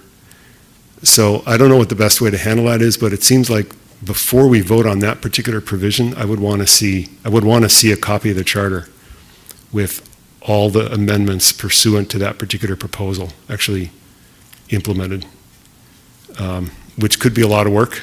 So I don't know how that fits into the timeline, but that's a comment specific to that proposal. And then Mark had mentioned the idea of, we're not necessarily limited to these amendments, and one of the proposals is to allow the city clerk to have a designee to perform certain functions, such as taking minutes. I think that's an important proposal. But there's a couple of others that are parallel to that. One is, I think we should have an amendment that allows the chief of police to designate somebody else as sergeant at arms, who is the person under the charter who's responsible for keeping order in meetings. We don't necessarily want to have the chief here for that, to perform that function. And then I believe there's also potentially an issue with the chief financial officer needing a designee to sign contracts, and this is an issue that the city manager had raised. And so I could imagine a grouping of 3 amendments that create designees for people, for important functions for which we should have designees. Got it. And if I may, Mr. Mayor? Yes, please. I will try to get somebody in my office on the markup of the charter to show the gender neutral changes. I think that's kind of in some ways a clerical step, so I have somebody in mind. So I'll try to see if I can pull something together for your February 3rd meeting on that. That'd be great. One of the other things, I'm wondering if it might be helpful for council to have at least a draft resolution or 2 or maybe more ready for some of the top prioritized ones for your February 3rd meeting, so you can kind of get an idea what that resolution looks like. You did a charter amendment ballot proposal last year, so I think many of you are familiar with what they look like. I know my wording is a little different. Every city attorney does it a little different. I'll try and take a look at what you've done in the past and merge and create something for you. So a question on that front. So suppose we make some decisions on specific amendments that we want. At what point do you need to write the 100-word language for the ballot? That's what I'm talking about trying to do for some of those, so you can see what the language would look like for maybe the top 3. So or- maybe, Or more. I'll get as many done as I can. right, so maybe based on your ranking Okay, that you said you sort of had in your head already, all right. pick the top N of that ranking and see if you can draft that 100-word, Okay, ideally for the third. will do. No sleep for you. Pardon me? No sleep for you. I know. I'm used to it. It's okay. Could I ask one more question? Yes. Because I want to follow up on the comment you made about sort of general gender-neutral Yeah. approach. Because my understanding of the recommendation made by the committee wasn't necessarily to use the word "they" It wasn't. everywhere. It was to make it general neutral. So to give you an example, in 4.5A, insofar as required by law in all ceremonial purposes, the mayor shall be recognized as the chief executive of the city. He or she shall not have any veto power. That should be amended to say the mayor shall not have any veto power. So it doesn't use they, or it doesn't run into that issue that you identified. Now, that may apply in some other areas, but that's, I think, what they were recommending. So. Yep, and I hope that works in all instances. You know, that would make the job easy, then, I think. Okay, so I think everybody has their tasks. The task for council is to send me their priorities by the 25th of January after they've received further updates from the city attorney. And the city attorney has way more work to do than he bargained for. Do we want him to move into City Hall? Well, Maybe we'll talk about that. Any further discussion on this issue? All right, thank you all for your input. So then, our next discussion item is Ordinance 1560, an amendment to Ordinance 1141 to add sections regarding camping in public places and loitering in parking structures and parking lots. Chief? Mayor Altman, Mayor Pro Tem Grigsby, and council members. On December 9th, Heather Pope, Director of Community and Economic Development, and I appeared before City Council to provide an update on the work of Downtown Solutions Committee, which was formed in response to increasing challenges in the downtown area. A second reading of the ordinance was scheduled for the January 6, 2026 council meeting. At that meeting, the committee requested that council adopt Ordinance 1560, amending Ordinance 1141 to add language addressing camping in public places and loitering in public parking structures and parking lots. City Council deferred action on that ordinance at the January 6 meeting to allow for additional discussion, which is occurring tonight, and directed that the item be placed on the agenda for the February 3rd, 2026 council meeting. As I've shared with council in the past couple meetings, the issues downtown escalated this fall, and the city responded quickly by forming a cross-departmental committee to assess the problems and identify solutions. This group met over a 5-week period and included representation from nearly every operational area of the city. Most members were directors from the city, but we also had active participation from Michigan State University through Sue Webster, who serves as the Director of Student and Community Relations. I want to take a moment to thank those individuals who contributed to this effort with me. Police Lieutenant Travis Bovee, Community and Economic Development Director Heather Pope, Planning, Building, and Housing Director Annette Irwin, DEI Director Elaine Hardy, Interim Director of Parks, Recreation, and Arts Justin DeWinke, Fire Chief John Newman, Communications Director Carrie Sampson, Deputy Parking Administrator Jennifer Lacoste, Parking Administrator Caleb Sharo, Lead Parking Maintenance Technician Tony Mohawk, Parking Operations Coordinator Thomas Schaefer, Interim Operations Coordinator Alando Chappell, and Public Work Operations Supervisor Homer Allen. This team worked collaboratively and constructively, and I appreciate their commitment to tackling issues that affect the residents, businesses, students, and visitors alike. Once the issues and potential solutions were identified, Heather and I began engaging with key stakeholders, including the Downtown Development Authority, Advance Peace, the Responsible Hospitality Council, and representatives from a downtown neighborhood. Over the last year, the police department has seen a significant increase in crime downtown in the parking structures and community members often report feeling unsafe. The proposed ordinance in front of you tonight narrowly limits enforcement of loitering to parking ramps and structures. While the loitering provision focuses on immediate public safety concerns, the committee was equally focused on ensuring the city's response to camping in public places is structured, consistent, and service-oriented. The proposed camping ordinance requires police officers or other authorized city officials, someone like our social workers, to provide the unhoused person with information about or otherwise assist him in the placement of that person voluntarily in an appropriate social service facility or treatment facility. As I've spoken with council about in the past, the East Lansing Police Department is looking to hire a third social worker that would be dedicated to assisting the unhoused population in the city. This third social worker is partially funded 75% by the DDA. And I'm happy to report that we have 2 qualified applicants and we will be making a job offer very soon. Separate from the committee's recommendation, Heather and the Community and Economic Development team are working on the following initiatives to assist our unhoused and low-income individuals in our city.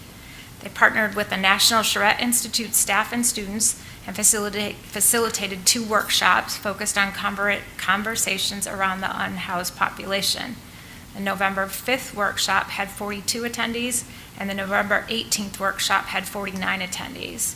The workshop goals were to understand the interactions that various departments and community groups are having with the unhoused community, understand the existing services, how they're connected, and what the gaps are, and to develop and strengthen relationship among participants to better serve the unhoused community and individuals.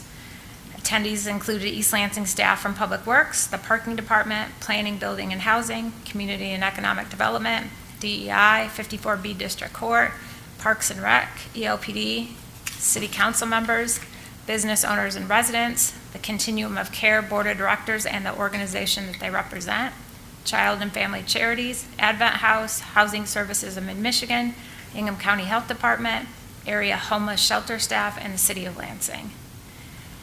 The successful leasing program, which was launched in the spring of 2025, helps low to moderate income residents secure stable housing by supporting security deposit and first month's rent. They're also exploring the possibility of expanding the program to include an eviction prevention component. This would provide financial assistance to households at risk of displacement and incorporate educational tools like budgeting and financial management workshops. Funding would come from the CDBG dollars.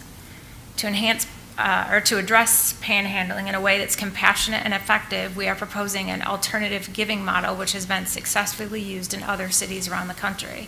This would include signage directing residents and visitors to a city webpage where they could donate to organizations serving individuals in need.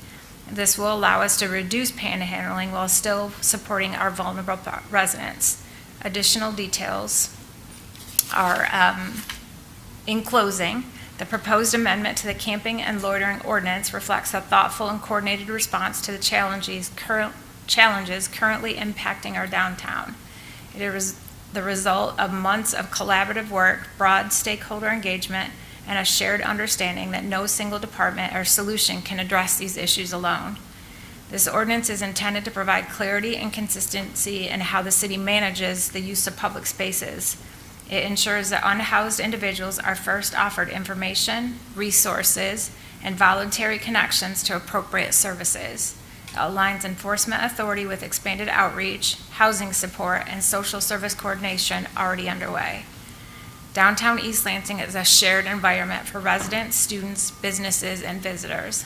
The proposed amendment helps the city maintain a safe, accessible, and welcoming public space while continuing to invest in long-term and supportive strategies that help address the underlying needs.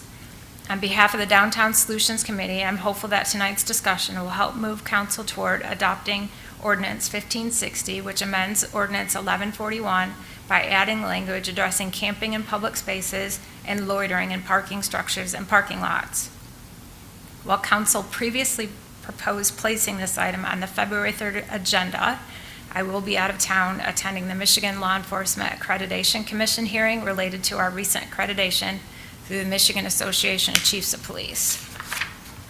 I respectfully request that this agenda item be moved to the February 17th meeting.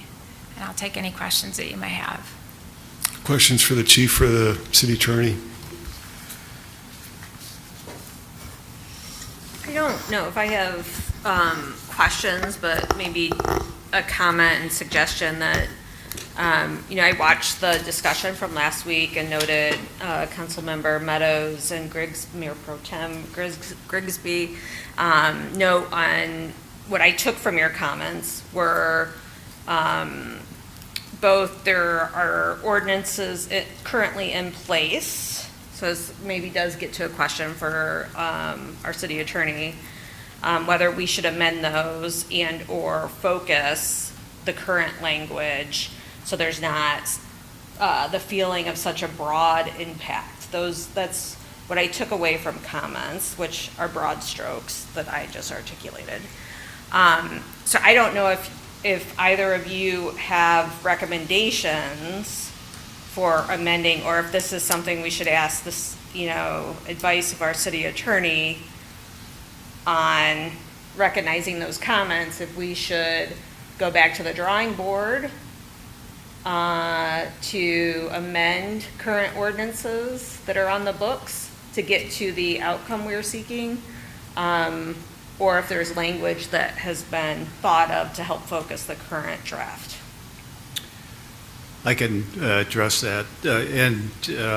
I did ask Steve to sort of respond to the suggestion that we should amend our current ordinances as opposed to putting a brand new ordinance in there.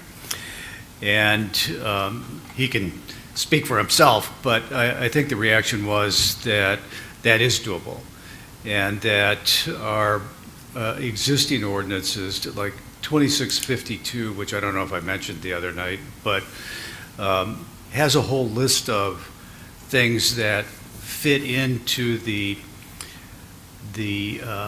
conduct which we're trying to prevent through these new ordinances, and 2664 and 65, because they specifically address the parking structures and the ability to sleep in, could be easily amended to refer to the public places that are in the proposed ordinance and refer to camping, which is the word and the definition that was recommended by the group. So I don't know if Steve wants to weigh in on this, but I think we can. I would suggest personally that we go back to the drawing board a little bit, and we could introduce amendments to those three ordinances that incorporate the gist of what was in the proposal, and that would be a better way forward, I think. But Steve can weigh in on that. Can I ask the city attorney to weigh in? Yeah, that you did represent what my thoughts on that accurately. I don't have any issue legally with changing course a little bit where we work those into two existing sections of the city code. I know three were mentioned. There are the sleeping, lying provisions. One applies to public property, one applies to private property. I think we'd actually just use the one that applies to public property, right, and modify that one to incorporate the camping. And then the disorderly or prohibited acts, section 26-52, has a list of about 33 types of disorder or prohibited acts, and including provisions regulating activities in the parking structures could be incorporated in there. In fact, we have some provisions about knowingly or intentionally remaining on a public sidewalk, public street, or public property within 300 feet of a fire, and so on and so forth, is an offense. That's a prohibited act. This would be remaining in a parking structure, and so on and so forth, would be a prohibited act. It would indeed fit in that section. I have no issues with that. It would require a new introduction, but that is not a legal impediment at all.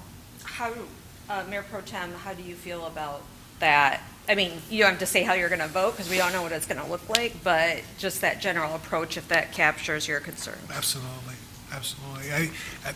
It just seemed like we had some things already in place that we could just look at again and maybe get some of those amendments that you were talking about in addition to, as opposed to creating something new that's already something we have a framework for. So that's kind of where I was at in my concern, and Mark kind of eloquently laid it out with the specific ordinances that he had talked about, he mentioned tonight. So that's kind of where I'm at.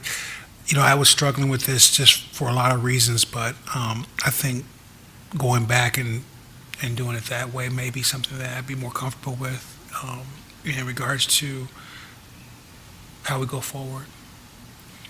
And Chief, with that type of approach and recognizing some of the challenges that we've seen downtown, do you think that path forward is something that would be helpful to community safety?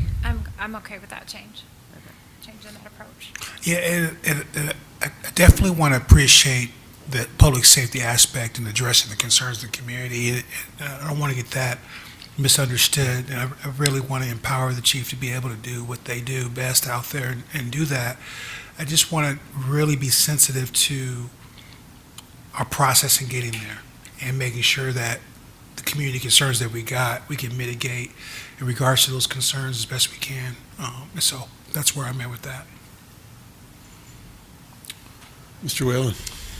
So yeah, I'm in agreement. If we can adjust the older ordinances, I know that 2020 or so that it was no longer against the rules to loiter inside the ramps, because I know some police officers who were working at that time, and all of a sudden you couldn't address people that were not parking in the ramp, but they were hanging out and or sleeping and or disturbing people. So I know that law changed. So I don't know how to go back and then redo that. So I'm not sure all that process. I would also want to make sure we have a lot of compassionate language in here too, about making sure we offer people services, and it is just even the 4B talks about first situation is a civil. I think this really does encapsulate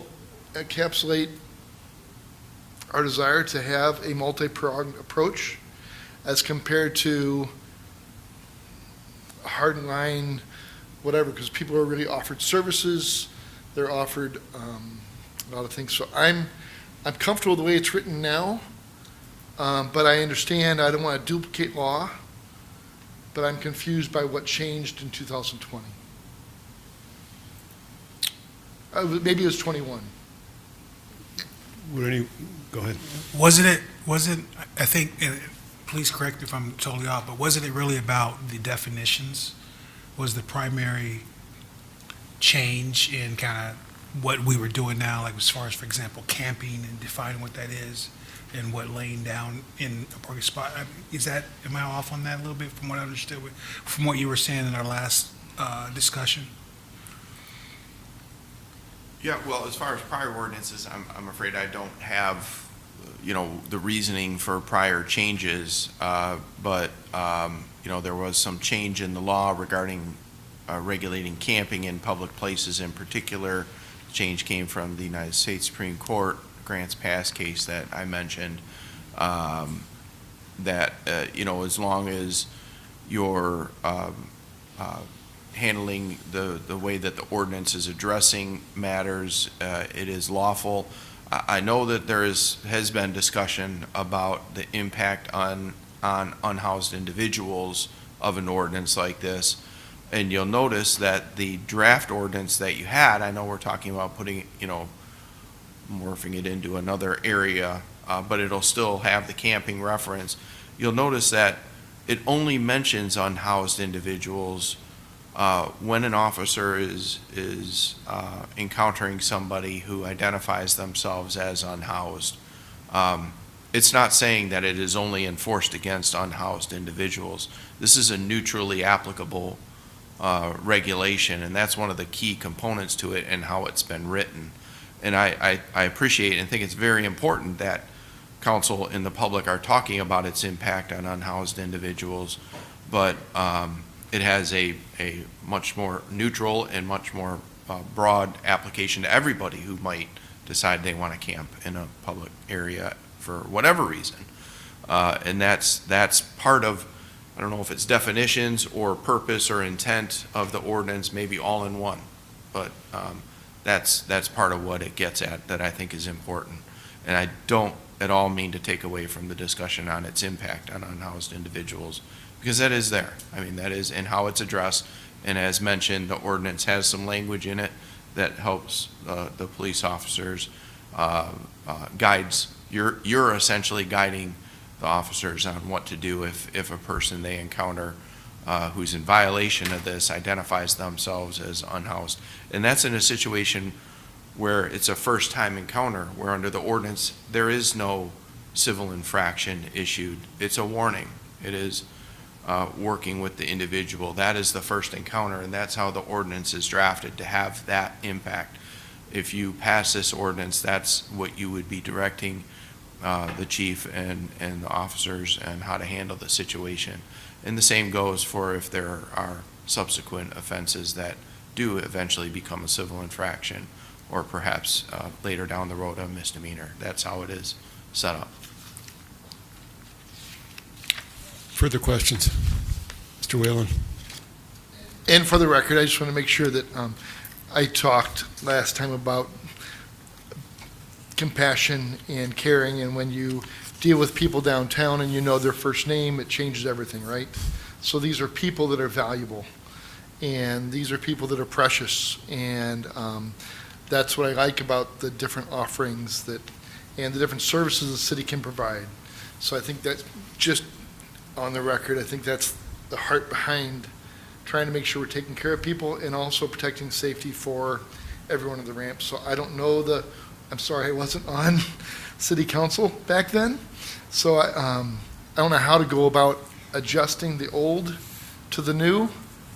But I just love to have this go forward before the summer. Councilmember Singh, did you have? Was just communicating with our city attorney and responding to Councilmember Whalen that I think this is on Mr. Jopik's list and his team to ensure that what we do is clear in terms of our set of ordinances, and whatever changes may have happened in 2020 are revealed in whatever background that you're doing to create the new ordinance.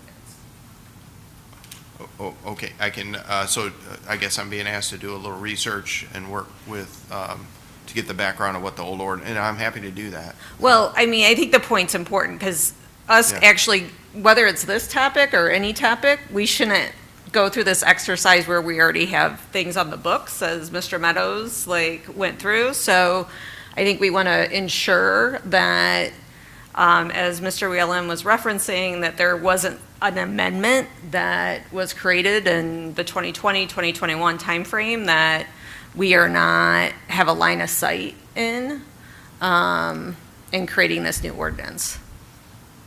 If I may, I did review the 2020 council meeting where that amendment was proposed in terms of change.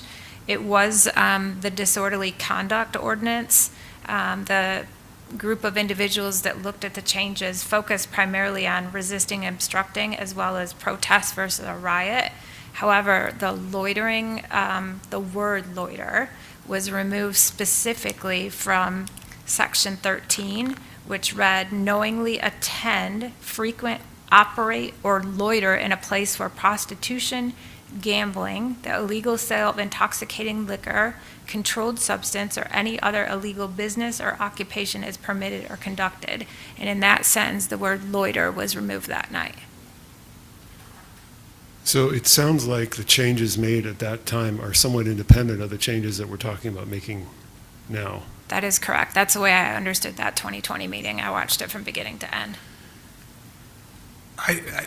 I remember working on that or some aspect of that, and I think the purpose was disorderly conduct. So I didn't know about the loitering. I don't remember that aspect being part of the priority, but I think when you talk about the change and you talk about what happened, I think that's what, for some reason I was involved somewhere in that, and I knew that disorderly conduct was what we were looking at as the issue. And I'm more comfortable with the specific loitering in the ramps language than just the general loitering comment. But it sounds like we're still interested in some historical context here. Is that the picture that I'm getting? I'm seeing small nods around the table. Yeah, but I actually have a larger process issue as we depend much on staff in terms of when we are working with either the city attorney on new ordinances or staff in collection, that we do have a full picture being presented instead of, again, I appreciate our historian, Mr. Meadows, but, I think I don't want to go down a path when there's already stuff on the book. So I have a larger, maybe this is something for Mr. Bellman, for us to from a process orient, what is expected from city attorney, staff, council in engaging in new ordinances of any type, quote unquote, process-wise. So that's a separate topic. It's just something I'm feeling a little impassioned about right now. Any further general comments, Mr. Meadows? Just, people can look at the December 1st, 2020 meeting minutes or whatever to get the discussion on removing the word loitering from the disorderly conduct statute. That was the night that they passed it. But what we have in front of us in 2652 is the changed ordinance. So there's no reference to loitering within that ordinance. But the things that constituted loitering are still in the ordinance. So that's something to keep in mind. There was no change other than removing the word loitering from that ordinance that had been in place. Everything else regarding it, the activity that would constitute loitering, I guess prior to the amendment, is still there. So. But it brings up other questions that we have heard from the Oversight Commission in terms of enforcement, or maybe you as well, Mr. Meadows, have brought that up here, is if we have things on the books, are we enforcing it? And why are we recreating, if we're trying to solve a problem that we're hearing about from community members or seeing with our own eyes, but yet it's actually an enforcement piece that we need to focus on? I mean, that's a question mark. This is why this discussion is meaningful in terms of both from a process and an implementation standpoint. Yeah, and I think, if we use the example of loud muffler, or noisy muffler or whatever, because it's so broadly stated, it negated the enforcement of a number of ordinances that could address noise and other things that were still on the books and capable of being enforced, except that it looked like the ordinance prohibited any enforcement of those, even if they weren't about, you got a hole in your muffler. It was about an altered muffler would also come within the ambit of loud muffler, So I have a question in terms of process. So the chief will not be at our February 3rd meeting, right, and has requested deferring to the 20th business meeting. If we're looking at a new ordinance, we're looking at a new introduction before new consideration. Does it make sense? Do we want to defer introduction until February 20th, or do we want to defer, or do we want to have introduction of a new ordinance on the 3rd? And then consideration of that ordinance on the 20th. What do people think about those two options? I guess my position would be, if it's ready, we introduce it on the 3rd, because we're waiting until the chief gets back anyway before we actually have it for a second reading and potentially discuss it and decide. Any other comments on that? Can I ask what ordinance you're referring to, the old one? A hypothetical new ordinance. The old one that you're considering us adjusting? That's 2652. My understanding is that the ordinance that we're currently considering, the new ordinance that we're currently considering, will no longer be considered. And we're talking about a hypothetical new ordinance that the city attorney is going to draft for us. Trying to add some of this language as an adjustment to the old. That is my understanding. To the existing code, yeah. So taking the substantive elements of the new ordinance and trying to fold it into what we have already. That would have to be a new ordinance that we could, if we wanted, introduce, if it's ready, on the 3rd of February. I'm all for having less ordinances that somewhat make things muddy. Okay. Mr. Grigsby, any concerns about that? No, I think it appreciates what Councilmember Whalen was talking about as far as his timeline and getting something done by then, so I'm supportive of that. Chief, does that align with, So who will propose that ordinance then on the 3rd? I'm sorry? Who will propose or introduce that ordinance on the 3rd?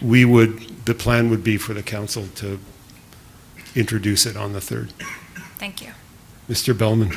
Just it'll be on the consent agenda as an introduction of a new ordinance. That would be my understanding. So it would be, I think we're going to try to go away from the terminology of first reading, second reading. So this would be the introduction, which would be the first reading. And so it would be putting it before the council and the community. And I would anticipate, unless the council member wants to pull it off the consent agenda and discuss it, that unless that happens, there would be no discussion that night. I got lost in the sauce there for a second. So I'm hearing new ordinance, and I thought that we were talking about looking at the existing ordinance. Where did I get lost? So if I could, so the new ordinance would modify our existing ordinance. So there's the difference between the existing code and an ordinance which amends the existing code. So the proposal previously, the one that we're sort of nominally discussing tonight, would create a new section in our code. And instead of doing that, I think the direction we seem to be headed in is modifying our existing code to take the substance from this new ordinance we're talking about now and fold it into what we already have already. Yes. But it requires an ordinance to do that. Gotcha. So that would be a new ordinance. That would be a new ordinance. Do I have that wrong, Mr. City Attorney? You have it right. I apologize, I'm going to make it a little more complicated because this is going to actually Hang on, require. Mark. I'm sorry, did I interrupt? Continue. Okay. Yeah, so by doing this, right now, the ordinance that was on your last agenda was a single ordinance. It was a single ordinance because it created two new subsections within a single division of the city code that were sequential. They were one after the other. You notice the number of them was 71 and 72, I think. And what you're talking about doing, and we will proceed with, is not proceeding with that anymore. Right. That's going to be set aside and will not be, the council will not be considering it anymore. And by incorporating it into existing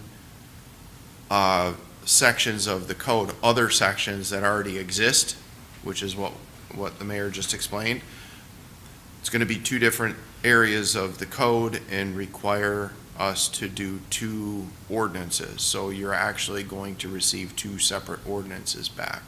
I wanted to make that understood, just so you're clear and not surprised when you see that. So we're going to be dealing with two new ordinances that would modify existing segments of our code. Correct. With the substance that we've been talking about. Thank you for walking me through that. I got a little confused there for a second. Does that help clarify? Yes. Okay. I'm good now.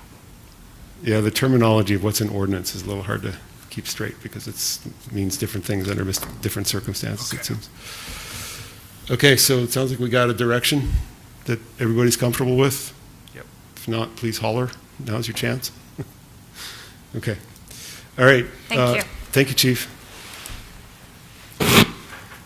Okay, does anybody need a break? Okay.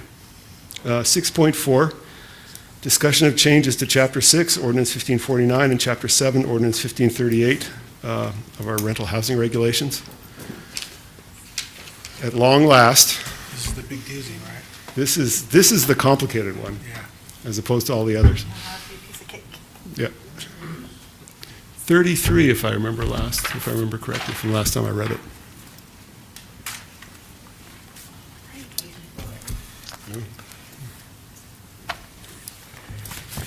Good evening, Council. Elise Hodges, Housing and University Relations Administrator. Annette Irwin, Director of Planning, Building, and Housing. Thank you. Welcome. All right, so this evening we have up for discussion Ordinance 1538, Chapter 7, and Ordinance 1549, Chapter 6. I'll start with Chapter 6, that's the easiest.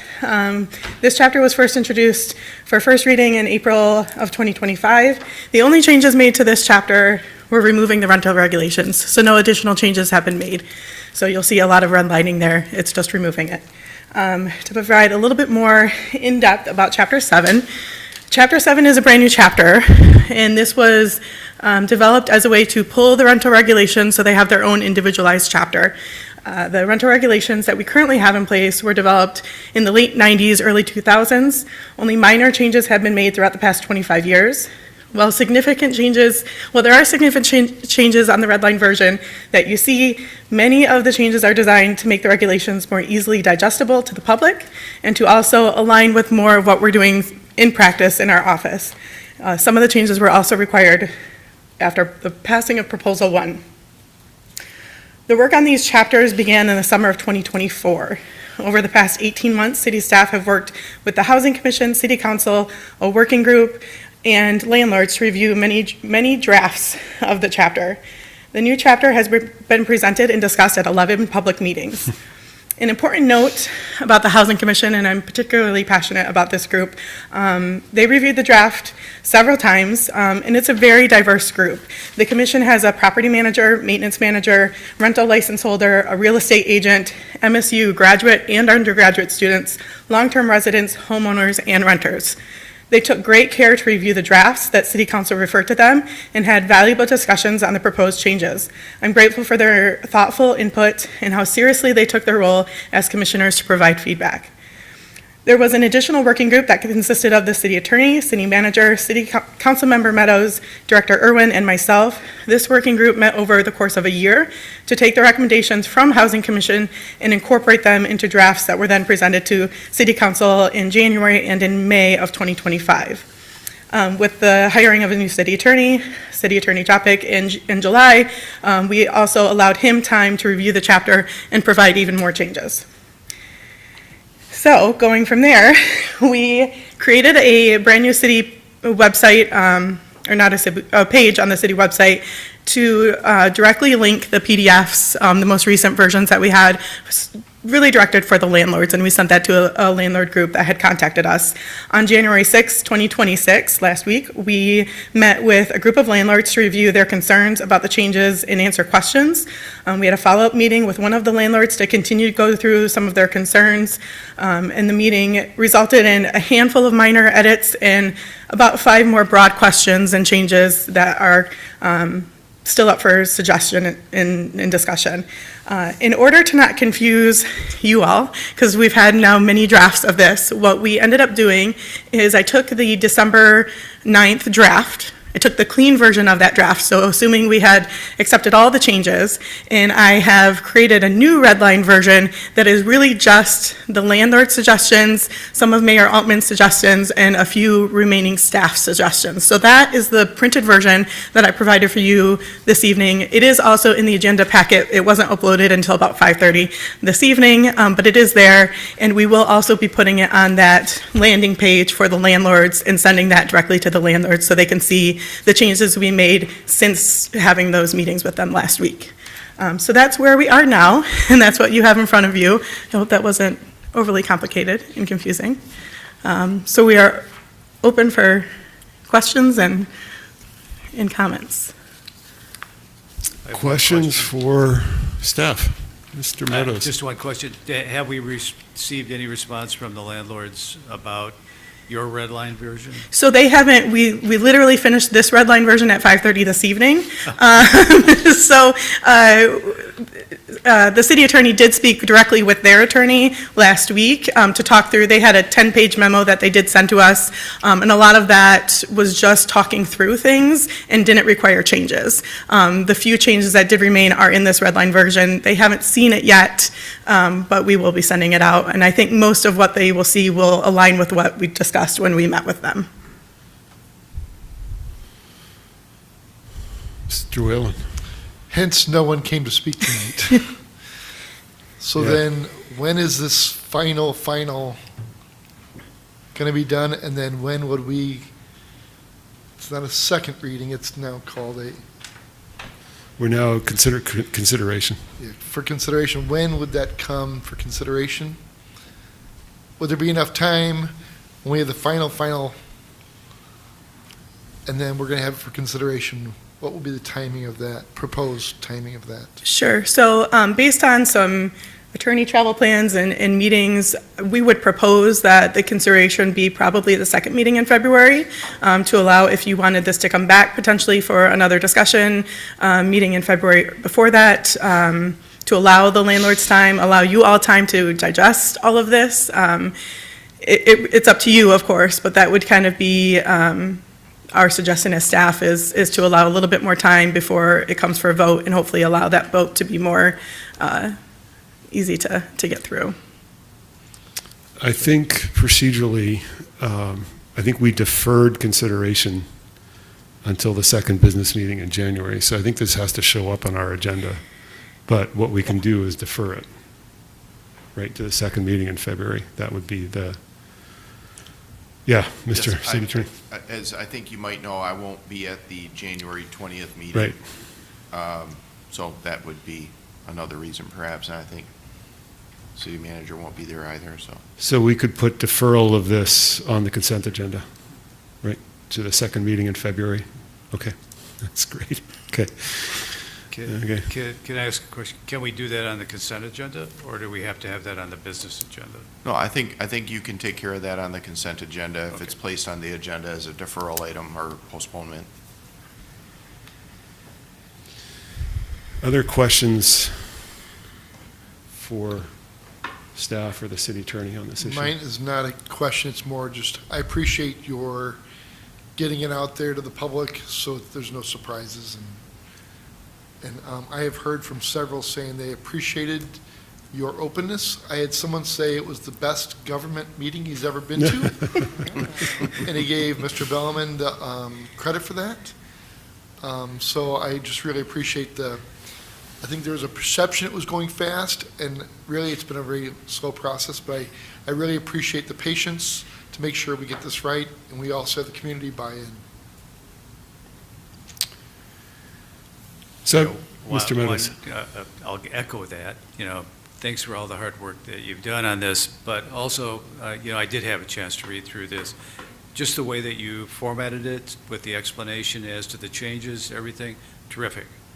Really, really excellent. And, I'll just note that after this length of time, there aren't a lot of changes in here, but you've addressed all the ones that they brought up and any of that the mayor had brought up, and I appreciate that. Thank you. I forgot to mention, I do have like little codes in there. MA is Mayor Altman and LQ is landlord question. I Okay. used that as so you knew where the comment was coming from. Yeah, there are a handful of MAs in there. So I have a couple of remaining substantive questions, which I'll ask here. So one is about the definition of rent or compensation. And my question was whether we could expand the definition of the payment of taxes to be broader than that. And the wording that I think I had suggested in the document is replacing the payment of taxes with the payment of taxes, insurance, utilities, a mortgage, or other fees or charges related to the maintenance or ownership of the property. And I was wondering if the city attorney could comment on that as a possible suggested wording. I don't actually see it in the document, but No, there were a few that I didn't include because I figured that was attorney questions, so I didn't include it for Okay, the, that's fine, that's perfect. I think there were 3 of them. Yep. Okay, one thing I did check is to see if that was part of proposal 1, which involved some requirements that certain terms use the definitions provided under state law. If we're talking about the definition of the term rent, that is not included. So this is an area where we could clarify. Could I ask again exactly what is?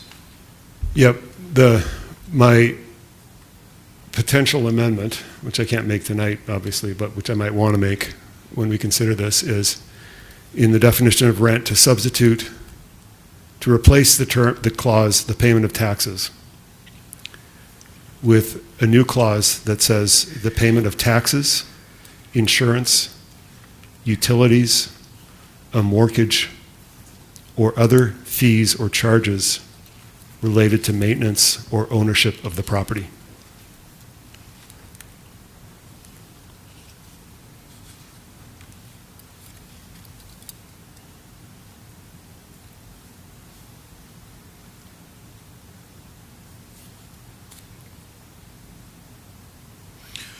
Okay, yep, at first blush, it does have the language in there without limitation, which in essence already says it includes other things. So if you want to include additional items in the list that's in there, I think I don't see any issue with that at first blush. Great. I didn't get all of it, but I'll get it from you later. Yep, it's also in the version that I sent you. Okay. And then the rest of the list would have to change from commas to semicolons.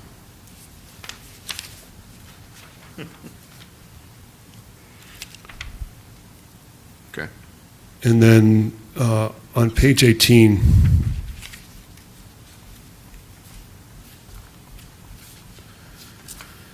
in 8B and 8C, so the context there is section 8 says that you can't get a rental license if you've committed certain infractions in the past, right? That's the context. And section A says that if you fail to comply with any order of a hearing officer issued to abate a dangerous building pursuant, et cetera, then you're locked out of getting a rental license, right, in perpetuity. And my question is whether we can do the same thing for paragraphs B and C. So in other words, in paragraph B, can we take out the phrase within 1 year of the date of application? So that if someone is convicted or found responsible for a violation of the maximum occupancy provisions of the code, that's it, they don't get another rental license. My question is whether we can do that for both subsections B and C.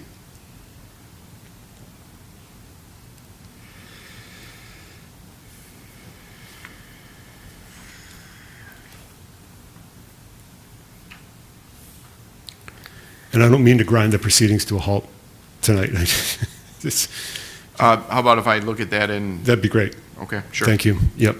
And then my last question was page 19 in section 3, subsection B,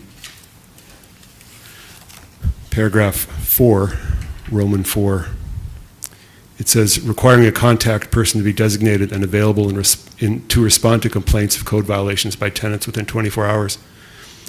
24 hours seems like a pretty long time to me if somebody's water goes out because of negligence by the property owner. And I was wondering whether we could change that to 12 hours or 18 hours.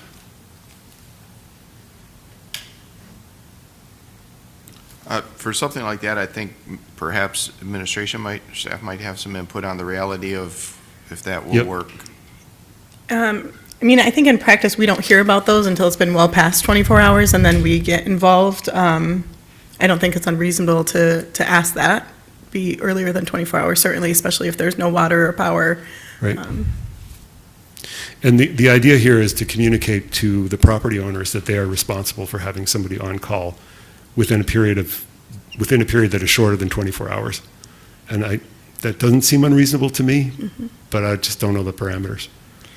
And if I may, I don't know if the property maintenance code relative to health and safety issues would have a different time frame. We wouldn't allow a tenant to live there for 24 hours without water. We would require the landlord to provide alternative housing. So in practice, that would also be how it works, is that we wouldn't allow that to exist. Once we find out about it, we would make sure that they have an alternative place to live. And that's just one example, right? Being without water. There may be other circumstances Oh, yeah. where. Water, power, any of the, Heat core has been heat. an issue. Yeah, heat is another, pipes freeze and you've got a flood, lots of examples. Director Irwin.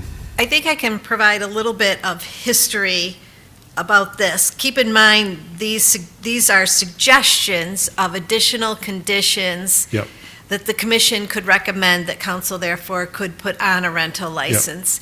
And typically, a condition like this, I think we would find something led to it also. So this condition, I have not seen put on a rental license in my recent memory. I will not say ever, because I don't remember everything. But in most cases like this, there is something that has happened in the past or through the public hearing portion of the review of the rental license application that has prompted the commission to make a suggestion like this. So these are suggestions to really help prompt the commission to what some of their alternative language could be proposed as conditions to forward on to this body. I don't know if I thought that might help as to why is this here. I think that points out that it's sort of a low probability event that we're talking about here, right, in some sense, so it's. Correct. Right, yeah, okay, that's helpful. That was everything I had, Mr. Meadows. I just want to respond to that and say that it also points out, because it's in response to a failure to adequately respond to complaints from your tenants, that also underscores the fact that we should be able to make it shorter. If we've seen the problem develop with a particular landlord, it's sort of an additional penalty, and the penalty is you're going to have somebody at the phone who can respond. Of course, we don't define respond, so I'm not sure what that means, but at least we've required him to have somebody, available. So it's something that I'd still be interested in doing. It sounds like it might be not a big problem if we did that. Okay. Those are all my questions. So it sounds like we have a direction forward here, which is that we will see this on the consent agenda next week to defer to the second meeting in February. Is that everybody's understanding? And as always, if there are questions that come up that as you read this, please feel free to contact us and we can answer any questions.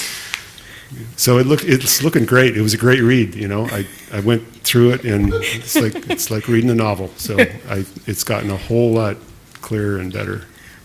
So I appreciate everybody's patience and work on this. All right, thank you so much. Okay, item 6.5, discussion of Albert EL Fresco and other downtown East Lansing seating amenities in 2026. Mr. Apostle, Director Pope, welcome.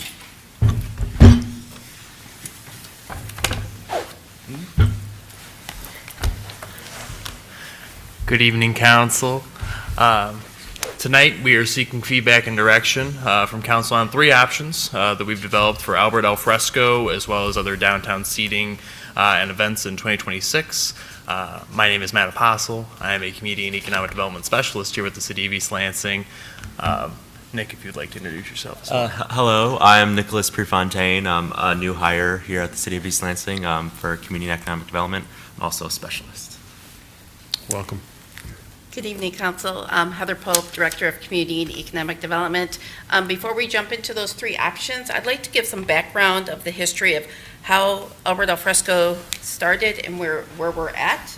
And then you'll have that information as you look at the 3 options that we have brought for your discussion and review tonight. So back during COVID, To assist restaurants and businesses with occupancy restrictions, the city was allowed to use the right-of-way and close a street.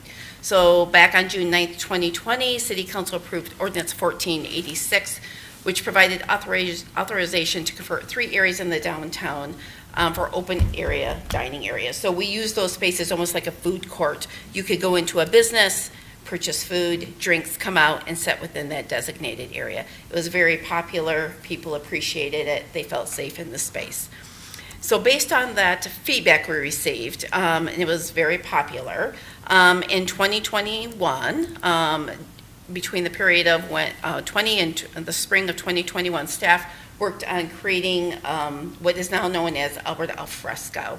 And so for that first year, City Council approved a road closure that was from Albert Avenue all the way down to just the east side of the entrance of the Albert parking garage. So if you drove down Grove near 7-Eleven, there would be a dead end. There were barricades there at that time. And that was the footprint for 2021, 2022, and 2023. So in 2022 and 2023, we started getting more feedback from businesses, going out to them, talking to them.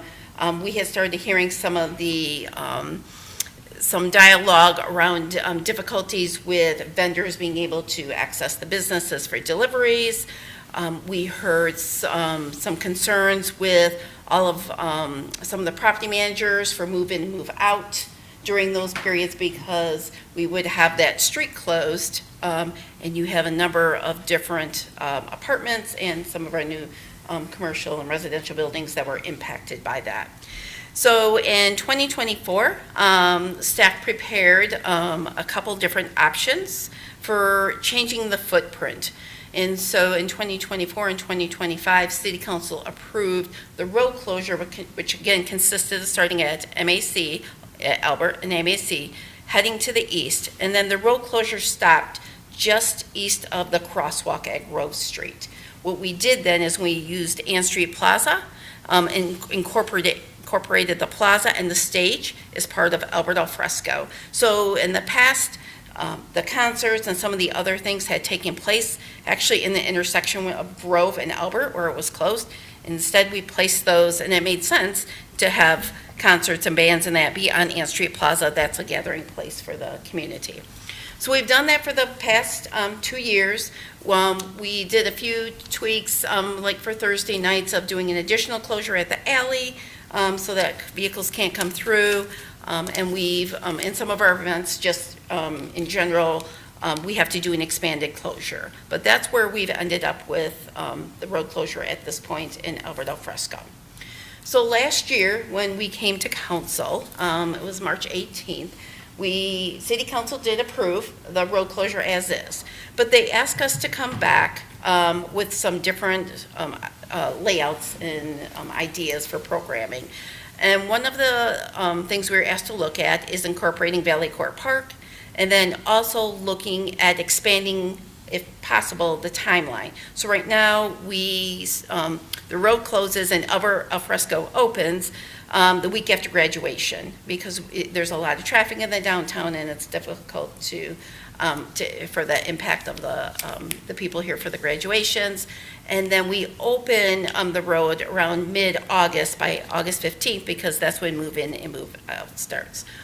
What we hear is that MSU students miss out on that because they're not here during that. So if we had something take place in April, if we had something take place in August, or even September, we're looking at the students would be here for that. In saying all of that, we did come up with 3 different options. We've brainstormed, we've talked about what may or may not work. We worked with our Public Works Department, Fire, Police to get their feedback because anytime they hear road closure, seating infrastructure, it impacts all of them. So we wanted their feedback. We also worked with the MSU placemaking class this fall who explored some designs and possibilities also for us. And so we've taken a few of those suggestions and incorporated those. So this evening, we're going to now walk through the 3 different site options. As you know, I think there was 26 maps Yes. Because of the way that we laid it out. What we're going to do is more of a satellite view and show you where placing the seating and the infrastructure would take place, and then we can talk to you a little bit about some of the programming. So I'm going to turn that over now to Matt and Nick. Thank you, Heather. So as Heather mentioned, all the maps that were developed primarily by Nick are in the agenda packet for your review and for different options for options 1, 2, and 3. But we'll just be giving kind of the view from 1,000 feet look at each option. Starting with option 1, which is essentially our control or status quo option. As detailed in your agenda packets, option 1 maintains Albert EL Fresco in its 2024 to 2025 layout, which, as Heather stated, is along Albert Avenue from the eastern edge of the crosswalk at Grove Street to the western side of the Grove alleyway exit. This option also includes the seating expansions that we introduced in 2024, including additional seating at Ann Street Plaza, the Fountain Square Plaza, the elevated Marriott Plaza on the eastern side of the Marriott, the Division Street parking garage overhang that's along the 400 block of Albert Avenue, which also includes our downtown parklet, and the City Hall North lot. Timing-wise, option 1 would reflect last year's general schedule with install taking place, we would say no earlier than May 4th, 2026, and takedown being no later than August 10th, 2026. And then events-wise, the downtown summer event schedule would remain generally the same, with several reoccurring and special events May through August, many of which are detailed on the agenda item report. I will note that while many events do utilize Albert EL Fresco, some do not, and others utilize Albert EL Fresco, but then also other areas around it because you need a larger closure to facilitate that event, like our Summer Solstice Jazz Festival or East Lansing Pride. Those road closures would be brought to City Council and approved on a case-by-case basis, so separate from this discussion in some ways. Our next two options present alternatives to that status quo and are based on the community and business feedback that we take each year, as well as the direction from council that Heather mentioned when this was approved in 2025. Option 2, the biggest change from 1 to 2 is that option 2 would not have Albert EL Fresco. There would be no road closure. In its place, we would be expanding all of those additional seating options that we've been installing since 2024 that I previously mentioned, and we would be adding some new seasonal seating options, including on the lower plaza of the east side of the Marriott Hotel, Valley Court Park, which we know was mentioned by council specifically last year, Bill Sharp Park, and on the south side of the 100-200 block of Albert Avenue between existing planters. This was actually an idea that was brought to us by the MSU placemaking class. Additionally, staff would plan to move that downtown parklet that was previously along the 400 block of Albert Avenue by the Division Street parking garage to a more central location in the parking spaces on the north side of the 200 block of Albert Avenue, essentially where the Albert EL Fresco road closure was, to sort of move some seating back into that area that might be being missed out on from Albert EL Fresco not being there.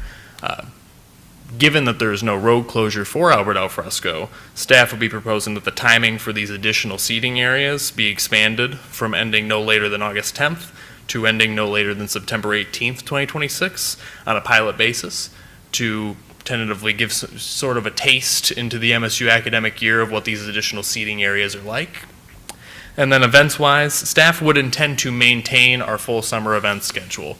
Obviously, many of our events are currently tied to Albert EL Fresco, but we would be looking at taking a look at each of those and seeing how we can just adjust the layouts accordingly to continue those this summer.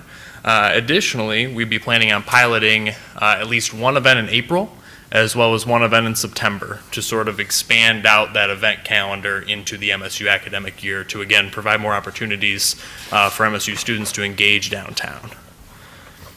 Finally, option 3 is essentially a combination of options 1 and options 2. We maintain Albert EL Fresco while also installing scaled down versions of the additional seating areas that I mentioned under option 2.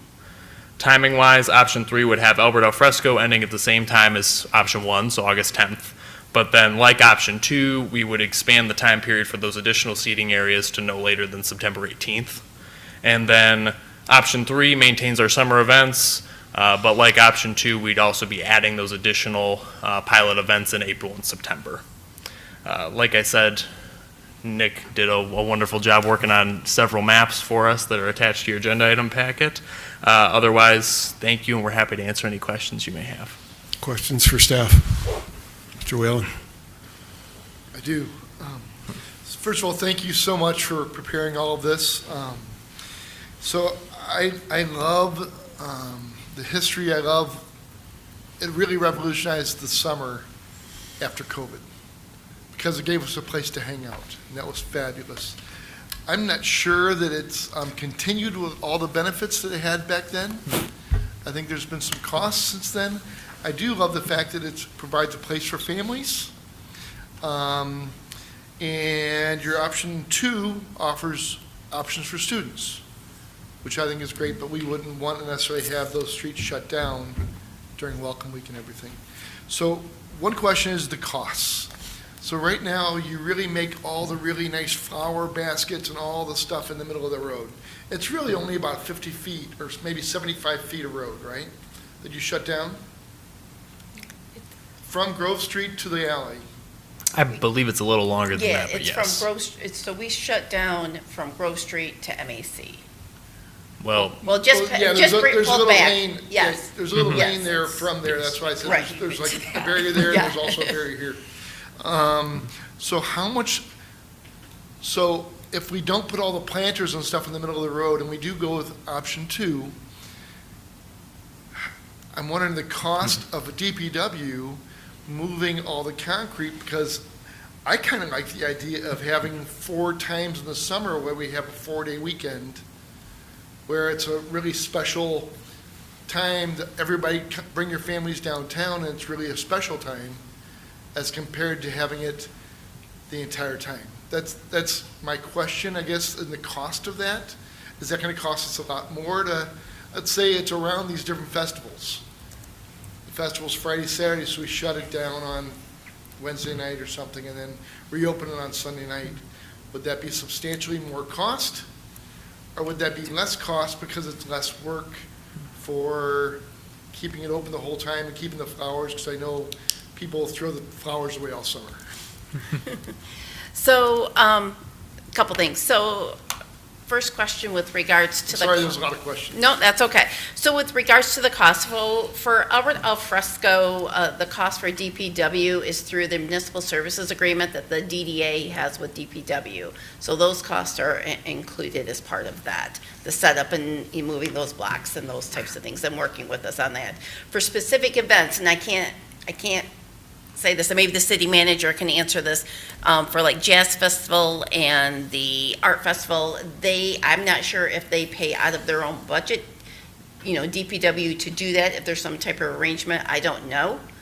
If that's the case, I don't know if the city manager knows that either. They have to come in already to change because they expanded already. Correct, correct, but our footprint's there.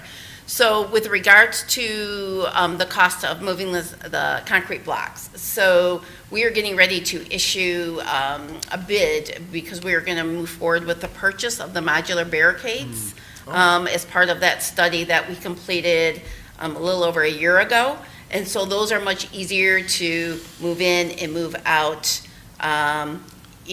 with instead of having, DPW has to bring down a truck and other equipment. And they'll probably look better too, correct? Yes, they will. So the modular barricades, you may have been in other communities where you have seen those. They're not concrete blocks. They look almost, like an L-shaped thing where if a car was to hit it, it stops it. There are gate systems and different things. So we're getting ready to issue that bid for the purchase of those. And so that will impact how we can set up and close streets. It'll be much more efficient from the standpoint of just opening and closing them, but it'll also be much more cost effective.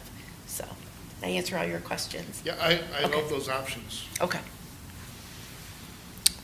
Other questions?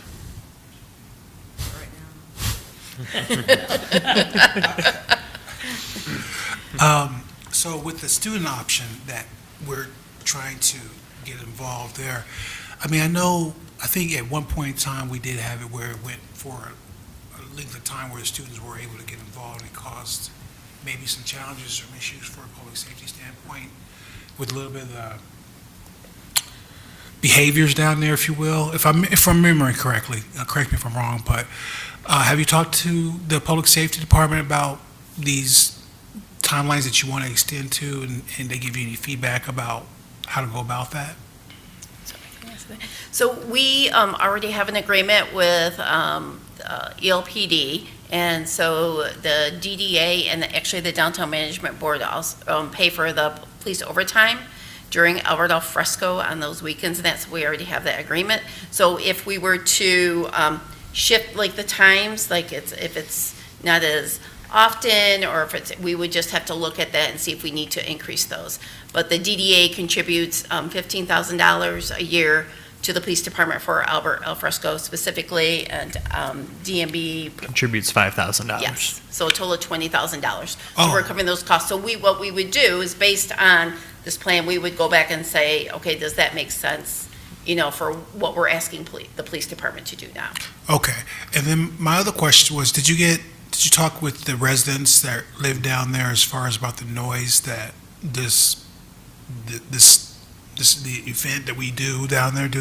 Have they talked to you about their concerns about noise and concerts and things like that, in regards to that being something you had to consider within these three plans? So for our concerts usually take place on Thursday evening. The music does, and they don't go very late. And a lot of the downtown residents like coming down on Thursday evenings to the concerts and that. We did, this past year, we heard some of the cleanliness was a concern and other things like that. So those are things we can address. We also do a survey every year of the businesses in that. And I don't know if Matt wants to speak to a little bit about that. But Yes, we do a community feedback survey annually, and we primarily garner feedback from trying to get folks who are actually in the space to provide the feedback. We put QR code stickers on the seats and on the planters and all that kind of stuff for people to scan, and then we also at our Thursday game nights have a table set up where people can come up and provide that feedback directly. And we do get a lot of our downtown residents coming down and coming up to the table, speaking with us both anecdotally and as part of the survey, both their praise and their concerns. Sure. And we've also had specific focus groups with several of the downtown resident communities over the past few years, as well as recently, regarding downtown topics. And my final thing is, from these options, I mean, which one you guys are excited about most, or where are you leaning towards in regards to what you brought to us? we'll stay neutral. You're under oath, you gotta answer now. Yeah. Can I say, I did ask, we had RHC today. I did ask, it's an informal poll, so there was several of the restaurants that are right at that Albert Street entrance that were not present there, but the majority of people stated that maybe this has outlived some of its benefits, and it is not brought in the business that they had hoped it would. So they say that the inconvenience of the street being closed down all summer has outweighed the benefits, and also some of the other issues that have risen from the streets being closed down all summer. And that's why I'm concerned about maybe it not being closed down all summer from some of their feedback. That's just an informal, about 5 of the business owners downtown made mention of that. Mr. Meadows. Well, during the construction process in the downtown where we lost the parking lot number 1 to construction, there was a long discussion at the DDA about what we were going to do to energize people to come back downtown, because basically, even though restaurants, bars and restaurants were still operating, there was a significant reduction in foot traffic in the downtown during that construction process.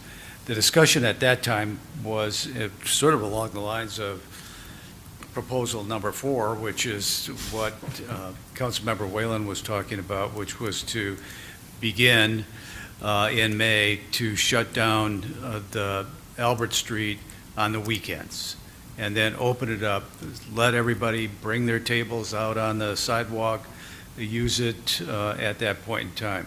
Obviously, nobody anticipated COVID, for one thing, and the response to COVID with the shutdown, the encouragement of people to come down and sort of recreate in a way that wasn't so crowded or they weren't right next to each other, was the thing that was proposed by that council and approved, and I think it was very appropriate. I want to see where everybody is with regard to this at this point in time. I'll just note that Albert EL Fresco doesn't necessarily run from May through August because of the events that we also superseded with. So the art festival is in the third week of May. The jazz festival is in the third week of June, and we will now have the folk festival in mid-August, which looks like it'll be around the 15th in the discussions that we've had. But there are also significant numbers of events that the Downtown Management Board sponsors during that time period, and there's a list of them on page 2 of 47 on this particular item. But they include the East Lansing Pride, which is very popular on June 13th, and Glam Fest on June 7th. So we're sort of filling this time also on a weekly basis with other events that occur in the downtown. And of necessity, we need to shut down the street to have these events. So I don't think just shutting it down on a weekend actually works any longer, because of the things that we're putting on in the downtown that are important to the people of the city of East Lansing who attend it, and it brings in much foot traffic, not only from our citizens, but from people out of town. I'd say that dead times are probably midweek at some point, but nonetheless, there are people still utilizing El Fresco during those sort of downtimes. Maybe it's not as big a crowd as a festival brings in, or one of the events sponsored by the DMV, but there's still people who are utilizing that space in the way it was designed to be utilized. So I'm reluctant to support the idea of just going to weekends. And I think that for this year anyway, until we see the impact of some the additional festival for one thing, that maybe we ought to go with just the status quo and, go forward with that. That's where I would be. I actually have a question, because I haven't, it's in regards to Michigan State University, and I haven't completely followed after they kind of reframed their building plans down on whatever street that is. Harrison and Trowbridge. But what's the street? It's not the street. And Harrison. That's not it, though. It's down Harrison, but there's another street name. Wilson. Crescent? Crescent. Thank you.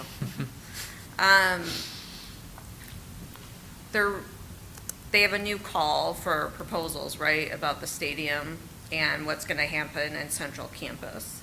So I don't know if we know what that looks like yet. I would not be shocked if they're going to be looking at, restaurants and other bars that will be, again, I know our businesses have a concern about, closing down in the street, that, the neighborhood's going to get a hell of a lot tougher with more competition, and a lot of the kids will be leaving downtown unless we do make it. I mean, they'll be living there, but they're going to go to campus to participate in bars and what have you. I'm forecasting. I don't know any of this to be true, but it would not shock me. That's all I'm saying. So, anyway. Yeah. Just in response to that, I completely agree. I think we have to keep our eye on that And there are now two proposals. There was a proposal made, I want to say in 2016, 2017 by the university relating specifically to a large-scale redevelopment of Spartan Village, including retail, restaurants, apartment buildings, and everything else. That apparently is abandoned, although we haven't actually heard that it is. And there are other uses that are being proposed for that at this point. But then, following that, along Harrison, was this most recent proposal, which also included living quarters and retail and restaurants. So we have to keep an eye on that. And I think you're absolutely right that, we need to continue this to bring people to our downtown area. And I think the more people get used to doing that and recreating in the downtown, they're less likely to take advantage or to go what could be a far distance for them to go to something that is developed on campus. And we need to also make sure that we get the taxes off that development on MSU. So put that on the table too. So I have a couple of questions. Have we polled the Newman Lofts community to see what they think? Because I know that there are some strong views there opposed. There may also be some strong views there in favor.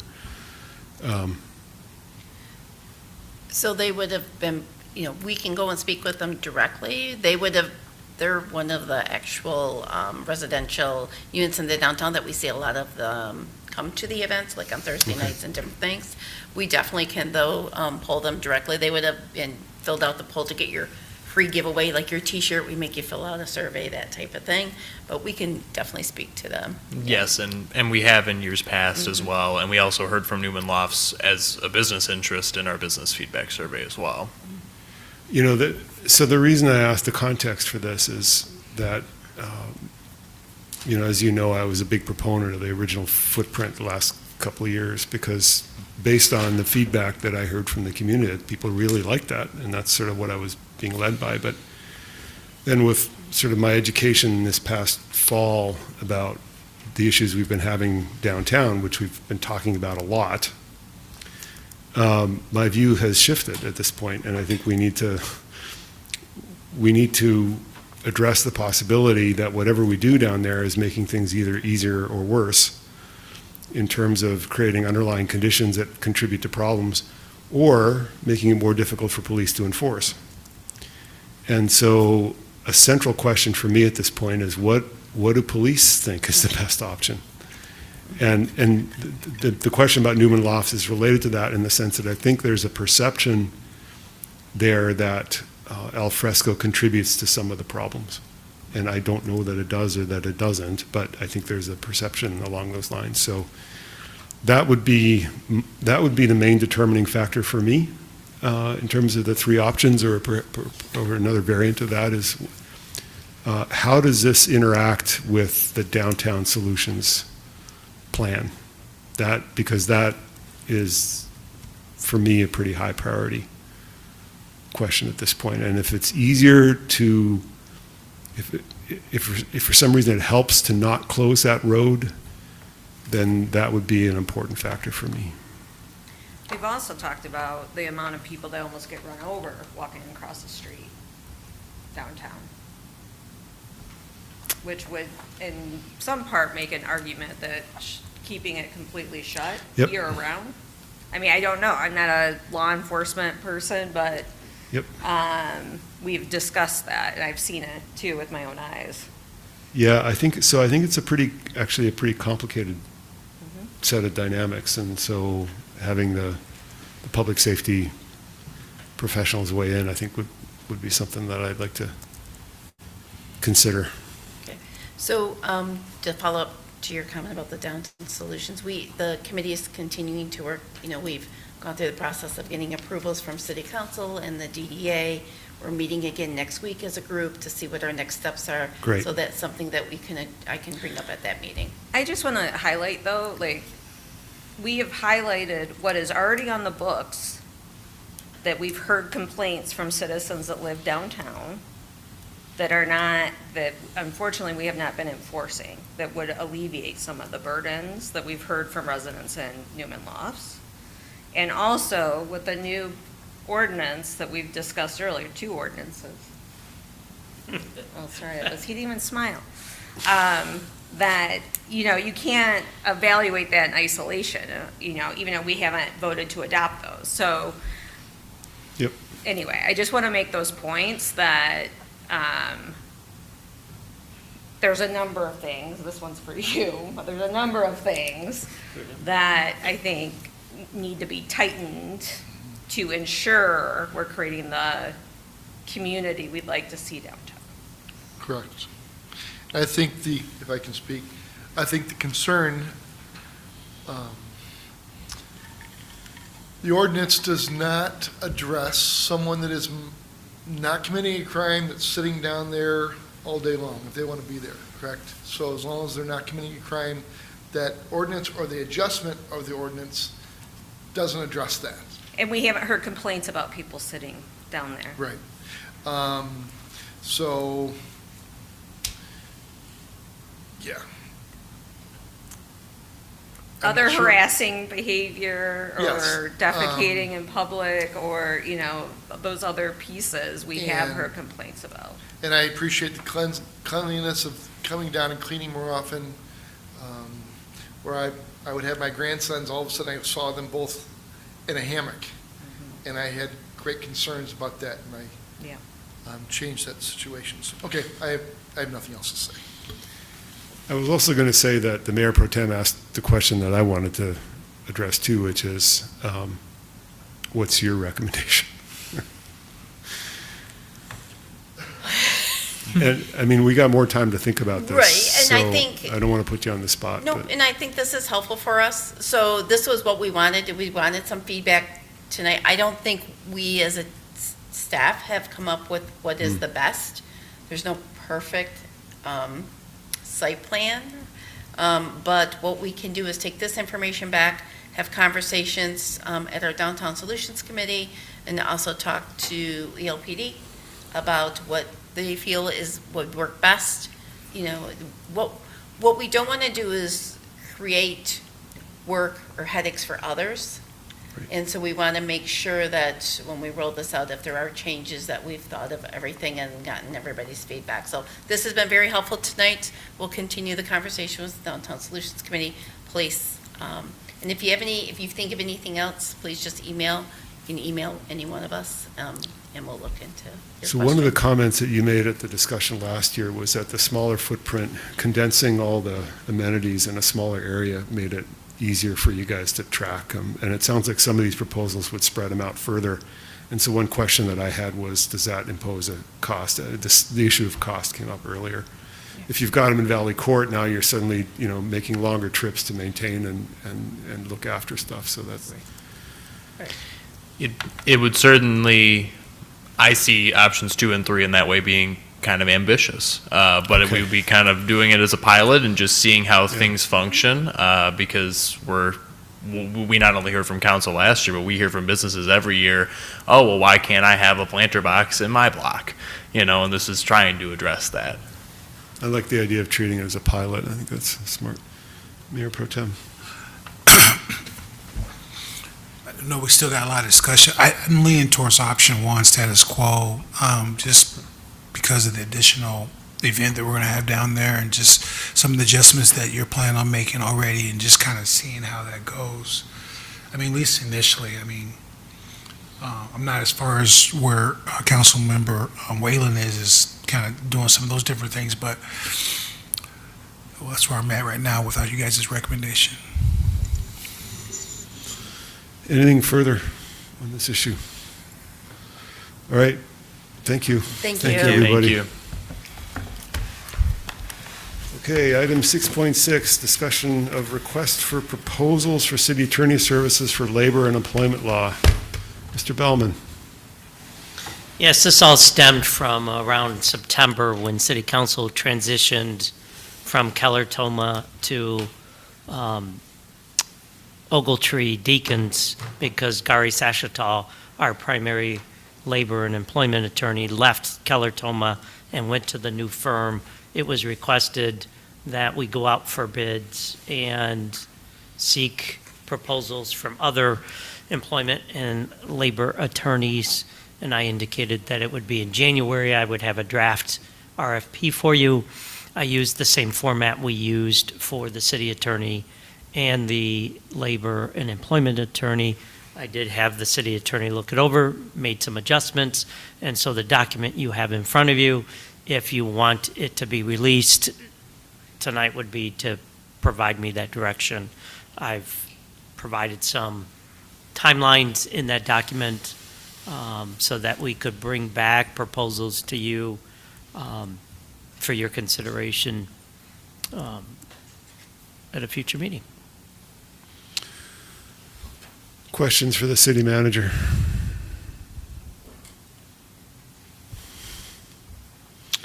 So it sounds like we're on board with the RFP. This is what we said we wanted to do, and now we're doing it, and this reaches us in a timely manner. And anybody want to say that, okay. Is that sufficient direction? for Yeah, you, so Mr. I'll Bellman? release it. It indicates that it'll be issued around the 26th of January, Yep.